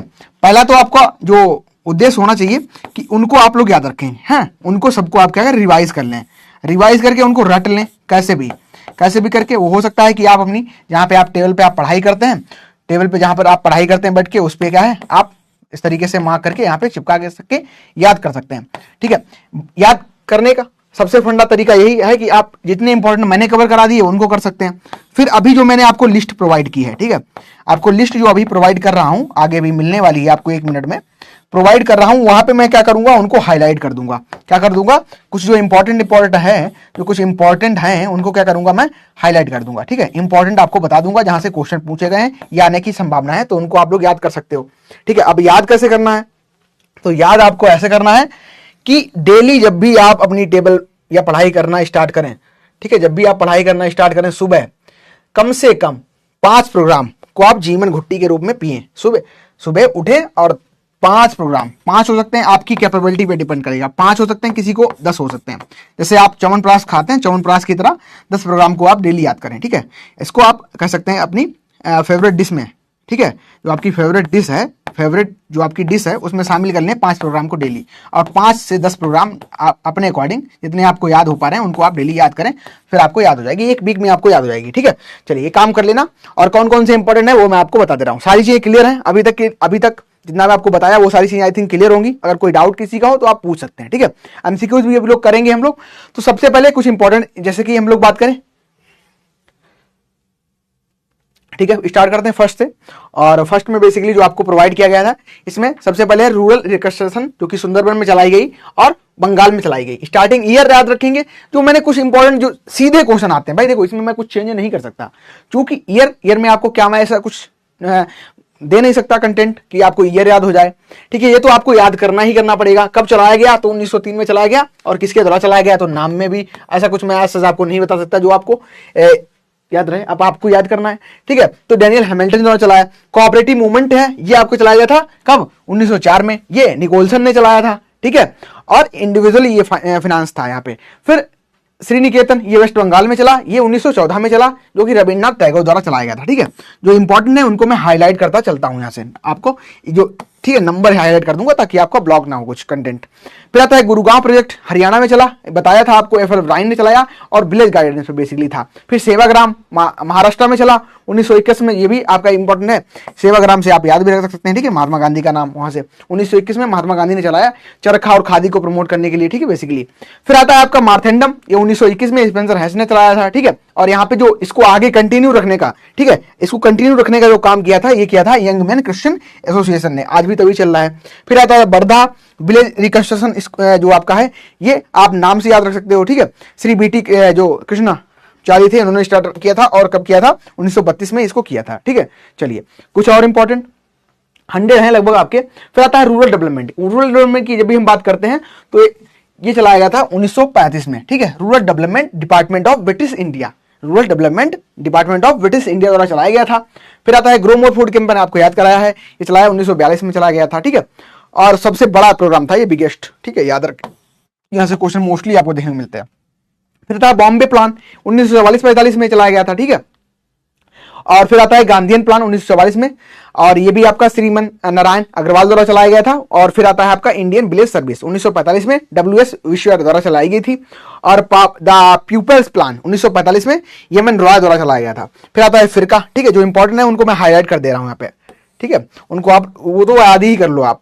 फिरका डेवलपमेंट स्कीम 1946 में मद्रास जो गवर्नमेंट थी उसका चलाया गया था। अच्छा, बताया था मैंने फिरका क्या है। फिरका क्या है, लगभग 5 से लेके 20, ठीक है, 5 से लेके 20 विलेज है, उनका एक क्या है, एक जो ग्रुप है उसको हम फिरका कह देते हैं। ठीक है, चलो आगे बढ़ो।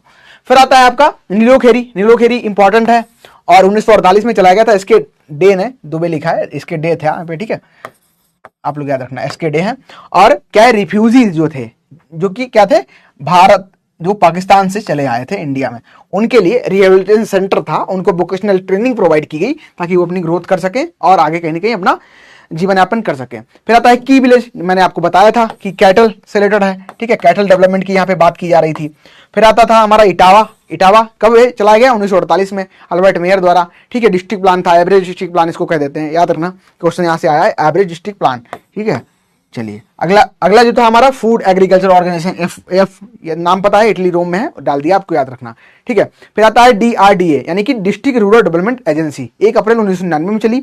और planning commission 1950 government of India द्वारा चलाया गया। सर्वोदय, ठीक है, सर्वोदय या बॉम्बे में, इसको 1950 में विनोबा भावे ने चलाया था। और ग्रामोदय भी कभी कभी यहाँ पे लिख देते हैं। ठीक है, याद रखना। 5 ईयर प्लान 1951 ये चलाया गया था और गवर्नमेंट इंडिया द्वारा। फिर आता है training and development centre 1951 government of India द्वारा। ठीक है, किसी प्रकार की यहाँ पे कोई ऐसी ट्रिक आप यूज कर सकते हो, अपने एक्रोनिम्स जनरेट कर सकते हो जो आपको अच्छे से याद रहे। अल्टीमेट करना तो आपको ही याद है, मैं आपको कंटेंट प्रोवाइड कर सकता हूं।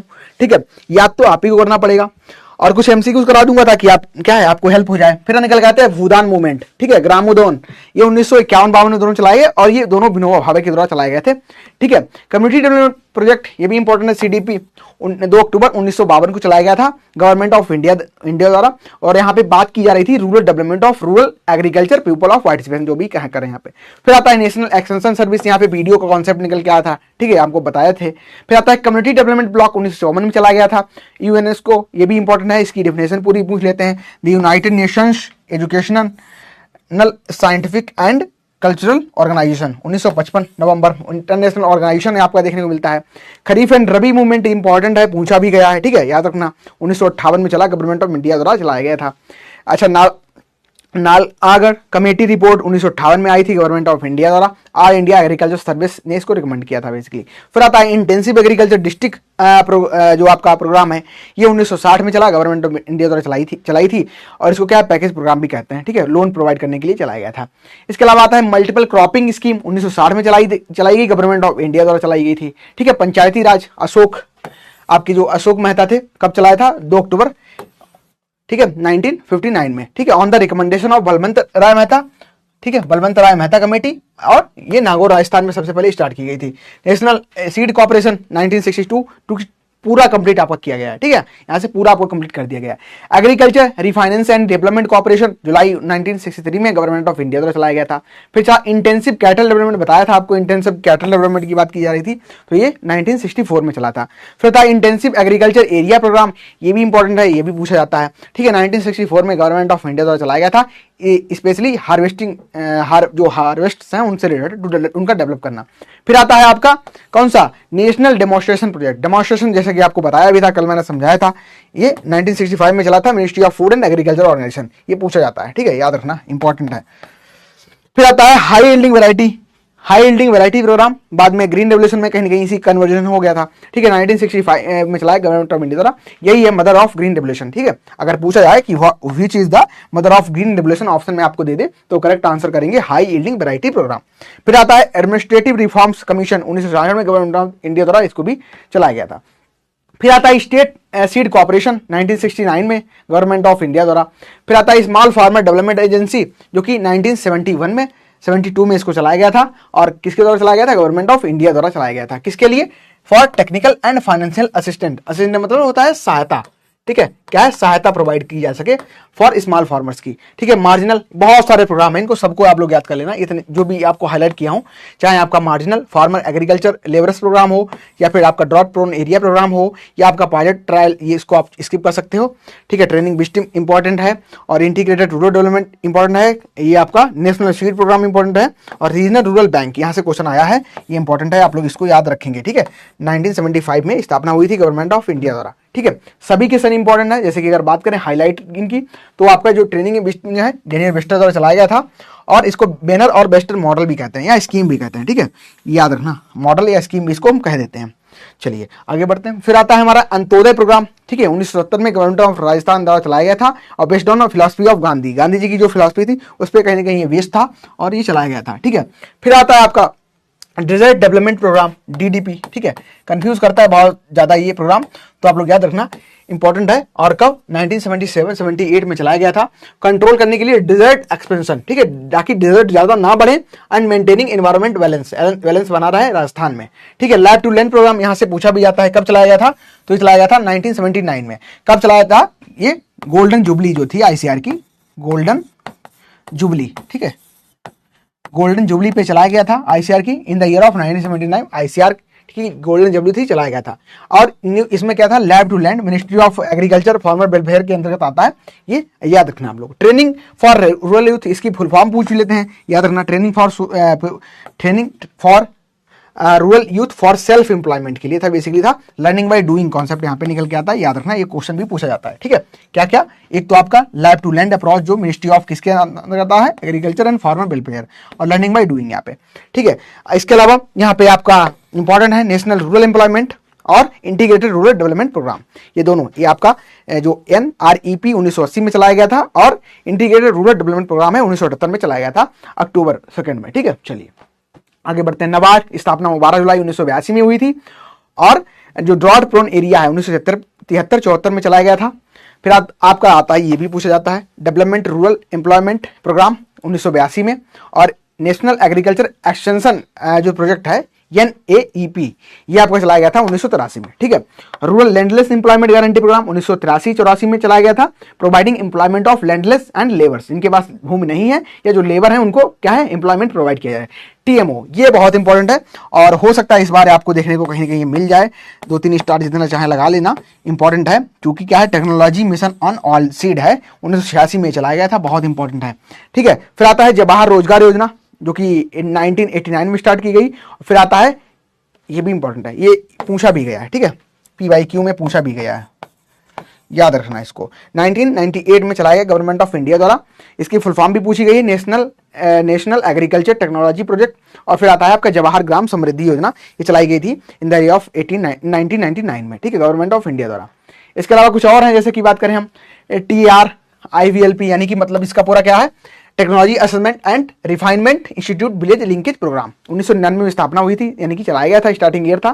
फिर आता है स्वर्ण जयंती ग्राम स्वरोजगार योजना, 1 अप्रैल 1999 में चलाई गई, ठीक है। प्रधानमंत्री सड़क योजना, इसको आप 25 दिसंबर 2000 को स्टार्टिंग की गई थी। संपूर्ण ग्रामीण रोजगार योजना, ये आपकी 25 सितंबर 2001 में चलाई गई, ठीक है, providing employment and food security के लिए ये चलाई गई थी, ठीक है। फिर आता है आपका, ये भी इंपॉर्टेंट है, एग्रीकल्चर टेक्नोलॉजी इंफॉर्मेशन सेंटर, इसकी डिफिनेशन पूछता है, ठीक है, फुल फॉर्म इसकी बहुत पूछता है, याद रखना आप क्या पूछता है यहाँ से, तो फुल फॉर्म पूछता है इसका, ठीक है, याद रखना। एटिक का 2000 में स्थापना हुई थी या नहीं चलाया गया था। खेतिहर मजदूर बीमा योजना 2001-2002 में चलाई गई, इंश्योरेंस के लिए, किसके, जो लैंडलेस एग्रीकल्चर वर्कर हैं उनके लिए इंश्योरेंस प्रोवाइड किया जा सके। फिर आता है रोजगार guarantee programme RGP 2005 government of India द्वारा चलाया गया। इसके अलावा मनरेगा या नरेगा आप जिसको कह देते हैं, पहले था आपका MNREGA, national rural employment guarantee act 2 फरवरी 2006, ठीक है, 100 डेज इसमें बेस मिले, यानी कि वर्किंग डेज मिल जाए और एम्प्लॉयमेंट उनको जनरेट हो जाए। फिर आता है NAIP, याद रखना बहुत इंपॉर्टेंट है, ये प्रोग्राम जो हाईलाइट किया हूं मैं, 2006 में चलाया गया था, नेशनल एग्रीकल्चर इनोवेशन प्रोजेक्ट, ठीक है। इसके अलावा फूड सेफ्टी स्टैंडर्ड एक्ट पूछा जाता है, कहीं कहीं कभी कभी नहीं पूछा जाता, लेकिन ये जरूर पूछा जाता है, नेशनल फूड सिक्योरिटी मिशन, ठीक है, नेशनल फूड सिक्योरिटी मिशन जरूर आपसे पूछा जाता है। PDF मिल जाएगा, चार्ट सब कुछ मिल जाएगा, ठीक है, ये सब कुछ पूरा कंटेंट आपको मिल जाएगा, जो भी मैंने हाईलाइट किया है वो भी आपको मिल जाएगा, ठीक है। अभी क्वेश्चन भी कराऊंगा इससे रिलेटेड। FFSI, इसका आपका फुल फॉर्म इसका भी पूछते हैं, याद रखना, इसका भी फुल फॉर्म पूछते हैं, ईयर ऑफ स्टार्टिंग आप लोग याद रखना 2011 है। और मिनिस्ट्री ऑफ, ये सब कुछ इंपॉर्टेंट है, जो जो आपको प्रोवाइड किया गया सब कुछ इंपॉर्टेंट है। Ministry of health and family welfare government of India के अंतर्गत आता है, ठीक है। जनधन योजना 2014 में स्टार्ट हुई थी और इसमें क्या था, बेसिकली कनेक्ट करना more peoples from the banking services के लिए। इसके लिए इंडिया जो मिशन है 28 सितंबर 2014 को चलाया गया। इसी के साथ साथ मेक इन इंडिया, स्वच्छ भारत, ये भी आपके 2014, और साथ ही साथ आपका जो पार्लियामेंट आदर्श ग्राम योजना है ये भी चलाई गई 2014 में। और क्या है, श्रमदेव जयंती योजना 2014 में चलाई गई। अच्छा, हृदय प्लान बहुत इंपॉर्टेंट है, too much important for your, ये 21 जनवरी 2015 को गवर्नमेंट ऑफ इंडिया द्वारा चलाया गया था। सभी के जो ऑब्जेक्टिव्स हैं these are the most important, और ईयर सबसे ज्यादा इंपॉर्टेंट अगर हम देखें तो ईयर है, फिर किस मिनिस्ट्री के अंतर्गत आता है वो है, ठीक है। और तो ज्यादा आपसे नहीं पूछेगा क्योंकि जो आप है सर के ऊपर जा रहा है, कोई बात नहीं। अरे बस 2 स्लाइड और बची हैं हमारे, लगभग 1 स्लाइड और है बस, मात्र लास्ट स्लाइड है, ठीक है। मैंने आपको बताया 1 स्लाइड 1 दिन में याद करने का प्रयास करना, 1 स्लाइड 1 दिन में प्रयास करना। फिर मैं क्या है, जब लास्ट में रहेगा एक बार मैं फिर से आपको एक्रोनिम्स इसके प्रोवाइड कर दूंगा, पहले आप लोग पढ़ लो। मैं ट्रिक आज भी आपको बता सकता हूं, लेकिन नहीं, पहले बार पढ़ लो, फिर ट्रिक काम आएंगी, ट्रिक हम लोग लेके आएंगे, करवाएंगे, आपको याद हो जाएगी सारी चीजें, ठीक है। फिर आता है PM मुद्रा योजना, 8 अप्रैल 2015 में चलाई गई, ठीक है। इसमें क्या था, लोन, मुद्रा से रिलेटेड मतलब लोन किसको प्रोवाइड करना, loan to small business for 50,000 से 10 लाख रुपए तक का इसमें लोन मिलता है।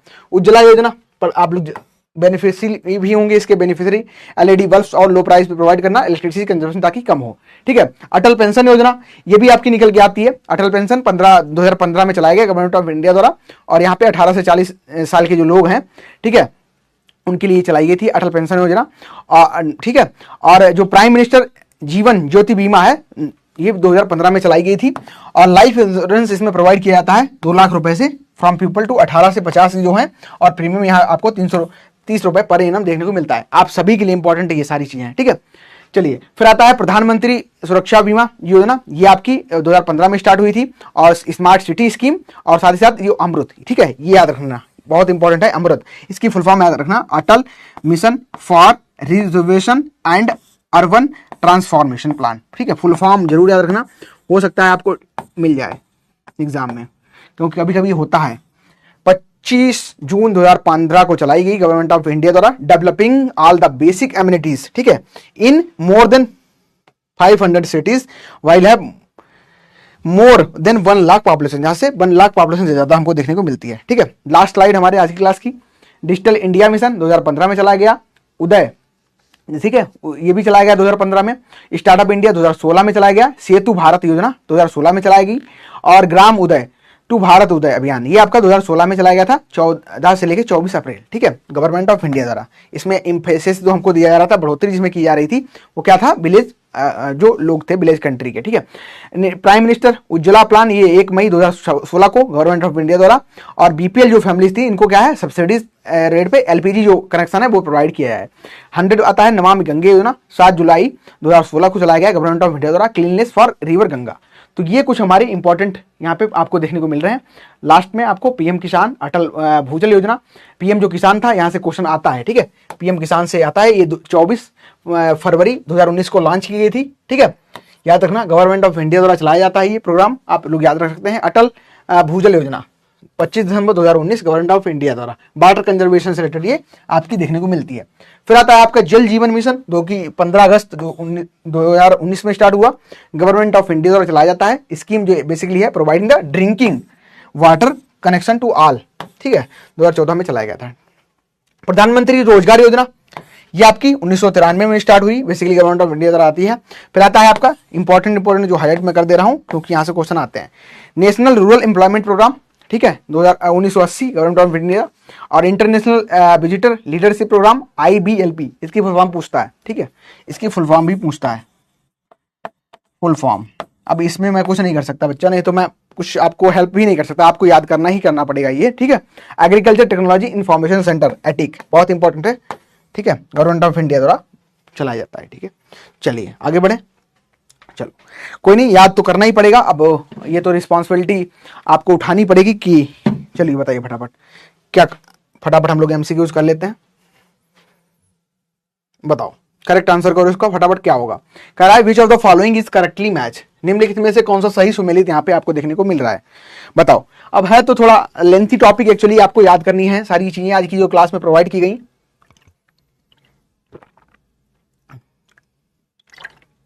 बताओ करेक्ट आंसर क्या होगा। क्वेश्चन कह रहा है which of the following is correctly match. Etawah pilot project Albert Mayer द्वारा चलाया गया था। ग्रो मोर फूड कैंपेन ये जवाहरलाल नेहरू के समय चलाया गया था, ये उन्होंने चलाया था। फिर निकल के आता है कोऑपरेटिव मूवमेंट, ये MK गांधी द्वारा चलाया गया था। या सेवाग्राम ये आपका विनोबा भावे द्वारा चलाया गया था। बताओ करेक्ट आंसर क्या होगा यहाँ पे। ठीक है, करेक्ट आंसर क्या होगा फटाफट बताओ सभी लोग। तो यहाँ पे अगर हम करेक्ट आंसर की बात करें तो ठीक है, तो यहाँ पे करेक्ट आंसर की बात करें तो इटावा पायलट प्रोजेक्ट ये अल्बर्ट मेयर के द्वारा चलाया गया था। हम लोग यहाँ पे करेक्ट आंसर कर सकते हैं और ये हमारा ए ऑप्शन हो जाएगा। 60% लोगों का करेक्ट आंसर यहाँ पे देखने को मिल रहा है। ठीक है, 60% लोगों का करेक्ट आंसर देखने को मिल रहा है, तो करेक्ट हमारा आंसर हो जाएगा जो करेक्टली बिल्कुल मैच है, this is the Etawah pilot project Albert Mayer द्वारा चलाया गया था। ठीक है, चलो अगला करो question. Television broadcast for rural development in India start in the year of, बताओ फटाफट क्या हुआ करेक्ट आंसर बताओ। Television broadcasting for rural development, ठीक है, यानी कि भारत में ग्रामीण विकास के लिए टेलीविजन प्रसार जो शुरू किया गया था, कब किया गया था। हाँ ज़्यादा तो देखो कंटेंट, बेसिकली कंटेंट में कमी बिल्कुल नहीं। आपको भी लग रहा होगा कि कंटेंट में किसी प्रकार से हम कंजूसी नहीं करते हैं। जो आपको इंपॉर्टेंट हो सकता है, क्योंकि हमारा अप्रोच ही जो है होलिस्टिक डेवलपमेंट का है, चाहे फिर कंटेंट का हो चाहे फिर आपका हो, तो हम प्रयास करते हैं कि कहीं ऐसी चीज कोई छूट ना जाए जो आपको एग्जामिनेशन में देखने को मिले और आपको पता ना हो। देखो क्वेश्चन करना ना करना, क्वेश्चन कर पाना ना कर पाना कहीं ना कहीं हो सकता है कि आप पे डिपेंड करे डायरेक्ट इनडायरेक्ट, लेकिन हमारा प्रयास रहेगा कि हम सारी चीजें आपको प्रोवाइड करते हैं ताकि एग्जामिनेशन में जब आप बैठें तो आपको ऐसा नहीं लगे ये तो पढ़ा ही नहीं हमने, ये तो हमने पढ़ा ही नहीं। तो ठीक है, तो उस तरीके से हम क्लास डिजाइन करते हैं। तो करेक्ट आंसर जो यहाँ पे रहेगा television broadcasting for rural development के लिए जो स्टार्ट हुई थी फर्स्ट टाइम इंडिया में, ये हुई थी इन द ईयर ऑफ 1957। ठीक है, 1957, यानी कि करेक्ट आंसर जो हमारा बन जाएगा this is the B answer. ठीक है, बी आंसर हो जाएगा। तो 50% लोगों का करेक्ट आंसर यहाँ पे देखने को हमको मिल रहा है। चलो अगला क्वेश्चन करने का प्रयास करना, आप सभी सही करो ठीक है, आपको पूरी सारी चीजें हैं वो प्रोवाइड की गई हैं, अभी गलत मत करना कोई। चलो करो। People's participation in an extension programme is significant when, किसी विस्तार कार्यक्रम में लोगों की भागीदारी तब महत्वपूर्ण होती है जब क्या होता है, लोकल लीडर पार्टिसिपेट करते हैं। देखो ये तो कॉमन सेंस का क्वेश्चन है, दो क्वेश्चन जो थे कॉमन सेंस के क्वेश्चन थे। हो सकता है कभी कभी चीजें हों कि आपके फेवर में सारी चीजें ना जाएं, लेकिन जो आपका प्रयास रहता है, ठीक है, जो आपका दृढ़ निश्चय रहता है उस चीज को लेके, वो कहीं ना कहीं आपको आगे बढ़ा देता है। ठीक है, डायरेक्ट इनडायरेक्ट क्वेश्चन दोनों प्रकार से हल करने का प्रयास करो आप लोग। हो सकता है जब आप पढ़ के सारी चीजें आए लेकिन क्वेश्चन वहां से ना आए, लेकिन वो जो पढ़ा हुआ आपको कहीं ना कहीं काम जरूर आएगा। तो ये चीज आप ध्यान में रखो। ठीक है, क्या कह रहा है कि अब क्वेश्चन को एलिमिनेशन भी करो ना। कह रहा है कि people participation extension programme is significant कब होगा, जब क्या लोकल लीडर पार्टिसिपेट करेंगे, नहीं। क्या करेंगे, literate section of village participate करेगा, नहीं। क्या ग्राम पंचायत मेंबर पार्टिसिपेट करेंगे, हाँ हो सकता है, लेकिन अभी के लिए मान लेते हैं। फिर कह रहा है कि मेजॉरिटी ऑफ विलेज पार्टिसिपेट करेंगे, बिल्कुल परफेक्ट आंसर हमको डी मिल गया। तो डी आंसर करो, टिक करो, आगे बढ़ो। ठीक है, देखो क्या कर रहे हैं आप लोग, तो करेक्ट आंसर हमारा यहाँ पे डी हो जाएगा। ठीक है, डी आंसर यहाँ पे करेक्ट हो जाएगा। चलो आगे बढ़ो, कोई नहीं, अगला करो। अगला क्वेश्चन कह रहा है कि लैब टू लैंड जो प्रोग्राम है ये कब स्टार्ट किया गया, सीधे क्वेश्चन आपको देखो मिल रहा है। ठीक है, बताओ। Lab to land programme was launched by the ICR, ICR के थ्रू लॉन्च किया है as part of jubilee establishment in 1979। ठीक है, आईसीआर ने जो अपनी गोल्डन जुबली मनाई थी, ठीक है, कौन सी मनाई थी, तो गोल्डन जुबली मनाई थी। वर्ड में ही सीधे आ रहा है, कौन सी जुबली मनाई थी, तो गोल्डन जुबली मनाई थी। कौन सी, गोल्डन जुबली मनाई थी। लैब टू लैंड, ठीक है, लैब टू लैंड जो प्रोग्राम था ये आईसीआर की जो गोल्डन जुबली थी। अच्छा, गोल्डन जुबली कब होती है, 75 ईयर जब कंप्लीट हो जाते हैं। ठीक है, ठीक है, गोल्डन जुबली कब होती है आपकी, तो गोल्डन जुबली जो मनाई थी वो कब मनाई थी, इन द ईयर ऑफ 1979। ठीक है, तो उस पर क्या था, आईसीआर ने सेलिब्रेट किया था गोल्डन जुबली को, तभी ये प्रोग्राम भी चलाया था। कौन सा था, golden jubilee. C option correct करो, आगे बढ़ो। ठीक है, चलिए कोई नहीं, आगे बढ़ते हैं। अगला क्वेश्चन, इसमें आप देख रहे हैं training and visiting is a good example. आप जो ट्रेनिंग एंड विजिटिंग सिस्टम मैंने पढ़ा था, इसका एक अच्छा एग्जाम्पल है। एक्सटेंशन अप्रोच का है, ट्रेनिंग अप्रोच का है, या फिर कोऑपरेटिव सेल्फ हेल्प अप्रोच का है, या फिर इंटीग्रेटेड डेवलपमेंट अप्रोच का है। तो हमने ट्रेनिंग और विजिटिंग सिस्टम पढ़ा, इसको बैनर और बेस्टर सिस्टम के नाम से भी जानते हैं।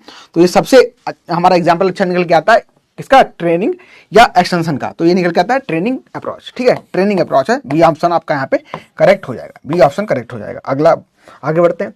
कह रहा है Sri Niketan attempt was started by आर.एन. टैगोर इन कोलैबोरेशन विथ अलर्ट इन। बताओ, श्री निकेतन प्रयास की शुरुआत की गई किसके, अलर्ट के द्वारा, किनके सहयोग से की गई थी, कहां की गई थी, तो ये आपको बताना है। उत्तर प्रदेश में की गई थी, बंगाल में की गई थी, एटावा में की गई थी, या फिर किसी और जगह की गई थी, बताइए कहां। तो ये आपने पढ़ा भी था, अभी मैंने आपको बताया था कहां शुरू किया, वेस्ट बंगाल में शुरू किया गया था आर.एन. टैगोर के द्वारा। और बाद में जब ये एक्सपायर हो गए तो क्या था, ये प्रोग्राम कहीं ना कहीं कोलैप्स कर गया, बंद हो गया। चलो अगला क्वेश्चन करो। फुल फॉर्म ऑफ आत्मा, आत्मा अभी पढ़ाया था। आत्मा का जो फुल फॉर्म है क्या है, आत्मा, आत्मा का जो नाम है पूरा क्या है, एग्रीकल्चर टेक्नोलॉजी मैनेजमेंट एसोसिएशन है क्या, एग्रीकल्चर टेक्नोलॉजी मैनेजमेंट एजेंसी है क्या, एग्रीकल्चर टेक्नोलॉजी मिशन एजेंसी है क्या, या नन ऑफ दीज है। देखो पढ़ के भी समझ आता है, नन ऑफ दीज तो काट दो, 3 बचे। एग्रीकल्चर टेक्नोलॉजी मिशन एजेंसी होगा, नहीं। एग्रीकल्चर टेक्नोलॉजी मैनेजमेंट एजेंसी, हाँ हो सकता है, अच्छा वर्ड मतलब पूरा सेंटेंस बन रहा है। एग्रीकल्चर टेक्नोलॉजी मैनेजमेंट एसोसिएशन नहीं होगा, तो करेक्ट आंसर यहाँ से भी फाइंड आउट हो गया। ठीक है, कभी कभी होता है इस तरीके से क्वेश्चन, हम सही कर सकते हैं। और बेसिकली जब भी आता है क्वेश्चन आपका फुल फॉर्म से, ठीक है, फुल फॉर्म से जब भी आपका क्वेश्चन आता है तो आप लोग ट्राई किया करो, फुल फॉर्म से जब भी आपको क्वेश्चन मिले देखने को, तो ट्राई किया करो सेंटेंस को पूरा पढ़ने का। ठीक है, सेंटेंस को पूरा पढ़ने का प्रयास करो। सेंटेंस को जब भी आप पूरा पढ़ेंगे तो क्या है, आपको सही वर्ड मिल जाता है, तो करेक्ट आंसर आप कर सकते हैं वहां से। ठीक है, जैसा इस केस में हमको देखने को मिल रहा है। तो करेक्ट आंसर हमारा कौन सा होगा, एग्रीकल्चर टेक्नोलॉजी मैनेजमेंट एजेंसी। ठीक है, चलो आगे बढ़ो। तो बेसिकली आज का जो हमारा क्लास था, this is the around the, कौन सा हमारा कौन सा था, बिल्कुल बिल्कुल ठीक है, एग्रीकल्चर टेक्नोलॉजी। तो समरी बेसिकली यही है कि जो आपको आज हमने पढ़ाया हमने क्या, ठीक है, यानी कि हमने आपको क्या पढ़ाए, प्री एंड पोस्ट जो इंडिपेंडेंस जो प्रोग्राम थे वो हमने आज पढ़े। ठीक है, इसको हमने क्या किया, इसको हम कह रहे थे स्टेज 1।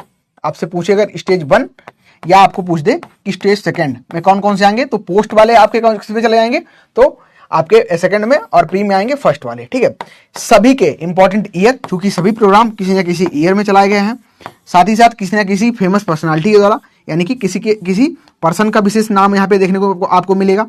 ठीक है, जो पर्सन का नाम है ये आपको देखने को मिलेगा। उनको आप लोग याद रखेंगे। और हो सकता है किसी भी एग्जामिनर में आपको उसका एम दे दे, या हो सकता है कोई इंपॉर्टेंट रिलेशन आपको वहां पे पूछ ले। ठीक है, तो इस तरीके से आप पढ़ सकते हो, सारी चीजों को आप याद कर सकते हो। अब आपको क्या करना है, आप सभी को करना ये है कि जितने भी आपको प्रोग्राम मैंने यहाँ पे पढ़ाए, ठीक है, बताए, जो प्रोग्राम मैंने आपको पढ़ाए या समझाए या बताए, तो प्रोग्राम का सभी को आप लोग क्या है एक बार रिवाइज करें। ठीक है, उनको आप रिवाइज करके आए, उन सभी को आप पढ़ें, उनको आप क्या करें, उनको आप रिवाइज करें, क्योंकि जब भी आप रिवीजन करेंगे तभी ये सारी चीजें आपको याद होंगी। और यहां से जो एमसीक्यूज बनते हैं सीधे डायरेक्ट, ठीक है, यहां पे आपको क्या है रिवीजन करेंगे और डायरेक्ट आप लोग क्या करेंगे, सीधे हम कह सकते हैं कि सीधे आपको एमसीक्यू यहां से पूछे जाते हैं। ठीक है, सीधे आपको जो एमसीक्यूज हैं वो इस टॉपिक से पूछे जाते हैं। तो आप इसके लिए तैयार रहें, तभी आप रिवीजन करेंगे तभी आंसर सही कर पाएंगे। होमवर्क आपके लिए यही है कि जितने भी आपको यहाँ पे होमवर्क आपके लिए जो निकल के आता है, this is the homework for today. जितने भी प्रोग्राम आपको पढ़ाए हैं, ठीक है, सभी प्रोग्राम्स को क्या है आप लोग लिखेंगे कॉपी पे। प्रोग्राम जो है इनको आप लिखेंगे, प्रोग्राम को यहाँ पे लिखेंगे अपनी कॉपी पे, या हो सकता है कि आप एक फ्लैश चार्ट ले लें, एक चार्ट बना लें इस तरीके से, एक आप चार्ट ले लें। ठीक है, और चार्ट में क्या है आप अपना नंबर डाल सकते हैं, स्टार्ट कर सकते हैं, प्रोग्राम ईयर। ठीक है, यहाँ पे आप प्रोग्राम लिख दो, यहाँ पे आप उसका ईयर लिख दो, और यहाँ पे क्या करो पर्सन लिख दो यहाँ से। ठीक है, जो इंपॉर्टेंट पर्सन है, और यहाँ पे क्या है टू डू लिस्ट अपनी बना लो, first, second, third, fourth, fifth, sixth, seventh, eighth, ninth, और आप क्या कर सकते हो 10th। 10 आप 10 सिर्फ 10 को टारगेट करो, 10 प्रोग्राम डेली आप लोग याद करो। जब तक आपका एग्जाम होगा तो सभी आपको कवर तब तक हो जाएंगे। ठीक है, रिवीजन मस्ट रहेगा और रिवाइज करेंगे तभी आप इसको करेक्ट कर सकते हैं। ठीक है, तो क्योंकि डायरेक्ट क्वेश्चन यहाँ से पूछे जाते हैं और इसके अलावा कोई जरिया नहीं है आपको क्वेश्चन सही करने का। जैसा कि मैंने आपको समझाया भी क्वेश्चन किस प्रकार से आपको देखने को मिलते हैं। ठीक है, क्वेश्चन का पैटर्न जो रहता है सीधे रहता है। अगर आपको इसके फुल फॉर्म नहीं पता है तो आप कोई तरीका नहीं है सही कर सकते। कहाँ चलाया गया, तो ये बंगाल में चलाया गया और कोई दूसरा तरीका नहीं है इसको सही करने का। ठीक है, तो डायरेक्ट क्वेश्चन आपसे इस टॉपिक से पूछे जाते हैं। आई थिंक आपको जो भी मैंने आज बताया इस क्लास में आपको एग्जाम में कहीं ना कहीं हेल्प करेगा। एग्जामिनेशन में जब भी आप बैठेंगे तो ये जो आज की क्लास हमारी रही, यहाँ से डायरेक्ट क्वेश्चन आपको पूछे जाएंगे। सो अगर किसी का डाउट हो तो आप डाउट पूछ सकते हैं। देन अपनी क्लास को हम लोग एंड करते हैं, फिर आपको हम कल मिलेंगे नया टॉपिक के साथ। ठीक है, किसी का कोई डाउट हो, करण, ऋषभ, सात्विक, आकृति, बताओ, शीतल, ऋषभ, है किसी का डाउट आज की क्लास से? कुछ भी आपको ऐसा हो जो समझ ना आया हो या आप चाहते हैं कि दोबारा एक बार उसको एक्सप्लेन कर दिया जाए? ठीक है, जो भी चीजें मैंने आपको आज की क्लास में प्रोवाइड की हैं, ठीक है, जो भी चीजें आज की क्लास में मैंने आपको प्रोवाइड की हैं उन सभी को आपको क्या करना है एक बार रिवाइज कर लेना है। रिवाइज कैसे करना है, ये जो लास्ट में आपको, ठीक है, स्लाइड नंबर आपको देखने को जो मिल रहा है 30 से क्या है आपको जितनी भी हैं 1 2 3 4 5 6 7 8 9 10 11 लगभग 10 से 11 स्लाइड हैं, यानी कि 10 दिन लगेंगे। अगर आप सही से पढ़ेंगे तो एक सप्ताह लगेगा आपको, और जितने भी प्रोग्राम हैं आप सभी प्रोग्राम को याद कर सकते हो। ठीक है, सभी प्रोग्राम को आप लोग याद कर सकते हो। मैंने आपको सारी चीजें बता भी दी कि स्टेज 1 में क्या है, स्टेज 2 में क्या है, स्टेज, है ना, तो अब प्री में क्या है, पोस्ट में क्या है, कौन कौन से इंपॉर्टेंट है, वो सभी मैंने चीजें आपको यहाँ पे एक्सप्लेन कर दी। आई थिंक आपके डाउट्स जो भी होंगे क्लियर हो गए होंगे। ठीक है, अगर किसी का फिर भी कोई डाउट रहता है तो आप पूछ सकते हैं। ठीक है, पीडीएफ कहाँ मिलेगा, तो इस जैसे ही ये क्लास खत्म होगी, जैसे ही क्लास एंड होगी, देन आपको इस क्लास का पीडीएफ मिल जाएगा, और इसमें मैंने सारी चीजें आपको हाईलाइट करके भी दे दी हैं। सही लिया, अच्छा सही लिया, आकृति आपका नाम, सात्विक। किसी को कोई डाउट आज क्लास से कुछ कोई पूछना चाहता है, फिर अपनी क्लास को हम लोग एंड करते हैं। अगर किसी का कोई डाउट हो, कोई भी डाउट, कैसा भी डाउट, अगर क्लास रिलेटेड जो कि क्या है इंपॉर्टेंट है, आपको पूछना चाहिए, ऐसे ही डाउट आप लोग पूछो। टाइम आपका बहुत इंपॉर्टेंट है ना, एग्जामिनेशन आप दीजिए, सक्सेस आप हासिल करिए। चलें फिर, किसी का कोई डाउट है तो पूछ लो आप लोग, पीडीएफ मिल जाएगा आपको साथ। ठीक है, चलो ठीक है, एंड करेंगे अपनी क्लास को। डीपीपी वगैरह कर रहे हो आप सभी लोग, डीपीपी वगैरह लगा रहे हो, क्वेश्चन एमसीक्यू जो आपको दिए जा रहे हैं वो लगा रहे हो, आकृति कर रहे हो? जय हिंद सूर्यकांत। आज कितने क्वेश्चन सही हुए, एमसीक्यूज अटेम्प्ट किए थे? फायर, आग, अच्छा लगा। एक्चुअली आज का जो टॉपिक है कुछ ऐसी कुछ चीज थी नहीं जो आपको मैं समझाऊं, समझाने से रिलेटेड जो भी चीजें थी वो मैंने आपको समझाई और प्रयास किया कि वो जो टॉपिक मैंने आपको शुरुआत में पढ़ाए आपको याद हो जाएंगे, क्योंकि वहां से मोस्टली क्वेश्चन देखने को मिलते हैं। ठीक है, मोस्टली क्वेश्चन वहां से देखने को मिलते हैं और फिर आपको याद करना है। एक स्लाइड को लीजिए, अपने सामने लगाइए, उस स्लाइड को पूरे दिन में 3 से 4 बार जब भी आपको टाइम मिलता है देखिए उसको। ठीक है, याद हो जाएगा। या चार्ट बना लो एक, अगर टाइम आपके पास है। ठीक है, टाइम अगर आपके पास अच्छा खासा है तो आप क्या है बना सकते हो। अच्छा 3 सही हुए, कोई बात नहीं। देखो होता है कभी कभी ऐसा माहौल बनता है कि हमें डिमोटिवेशन भी फील होता है ना, सारी चीजें। बट अल्टीमेट क्या है, आज नहीं तो कल याद हो जाएगा। ठीक है, चलो ठीक है। सो थैंक यू सभी को क्लास में जोड़ने के लिए और ऐसे ही शानदार तरीके से मेहनत करते रहिए, जल्दी से जल्दी आपको सक्सेस मिलेगी। सो थैंक यू सभी के बेस्ट फ्यूचर की, अच्छे भविष्य की मैं आशा करता हूं कि आप सभी अच्छा। बाकी का फ्लो में आप ही कर दिया। अच्छा फ्लो में, हाँ वो एक्चुअली ऐसा था कि आप देखो सॉल्व क्वेश्चन को कैसे अटेम्प्ट करना है, ये भी एक ट्रिक होती है। ट्रिक इन द सेंस होती है, जैसे कि अगर मैं बात करूं यहाँ पे, जैसे कि ये देखो, ये जो मैंने यहाँ पे आपको क्वेश्चन करवाया था, एक तो था ये आपका ये क्वेश्चन था। अब देखो इसमें अगर मान चलो जैसे मैं आपसे बात भी करूं क्वेश्चन को कैसे आप सही कर सकते थे, तो एक तो क्वेश्चन का तरीका होता है कि हमको पूरा पढ़ा हो, जैसे पढ़ रहे हैं हम कि people's participation in extension programme is significant when, या हम क्वेश्चन को ऐसे ना पढ़ते तो फिर हम कैसे क्वेश्चन को पढ़ने का प्रयास करते, कैसे पढ़ते, लास्ट में आ जाओ बिल्कुल। Majority of villagers participate, sentence कैसा लग रहा है, पॉजिटिव, पी बना लो। ठीक है, दूसरा कह रहा है ग्राम पंचायत मेंबर्स पार्टिसिपेट, सिर्फ एक ओनली की बात की जा रही है, एक लोगों की यहाँ पे। ठीक है, एक बना लो, जो आपको समझ आ रहा है वो आप लिख लो। फिर कह रहा है कि literate section of village participate, literate मतलब थोड़ी निगेटिविटी है, यन बना लो। फिर कह रहा है कि local leader participate, local leader बड़े लोग सिर्फ, ठीक है, लोकल लीडर पार्टिसिपेट करें, तो कह लग रहा है कि चलो ठीक है, अगर कुछ ये कैसी मोटिवेशन, थोड़ी ग्रेटिट्यूड वाली फीलिंग आ रही, घमंड ईगो की फीलिंग आ रही। अब क्या है क्वेश्चन पढ़ो, कह रहा है कि किसी विस्तार कार्यक्रम में लोगों की भागीदारी का तब महत्वपूर्ण होगी जब क्या होंगे, मेजॉरिटी ऑफ विलेजर पार्टिसिपेट, बिल्कुल करेक्ट आंसर ऐसे हो जाएगा। ठीक है, तो कभी बहुत सारे तरीके होते हैं, टाइम मिलेगा then I will explain you कैसे अटेम्प्ट करते हैं क्वेश्चंस को। ठीक है, कैसे लगाते हैं एमसीक्यूज वो भी बताऊंगा, तो इस तरीके से भी आप क्वेश्चन कर सकते हो। ठीक है, चलिए करते रहिए प्रयास, लगे रहिए, सब जल्दी से जल्दी आपकी चीजें कवर हो जाएंगी। Thank you again.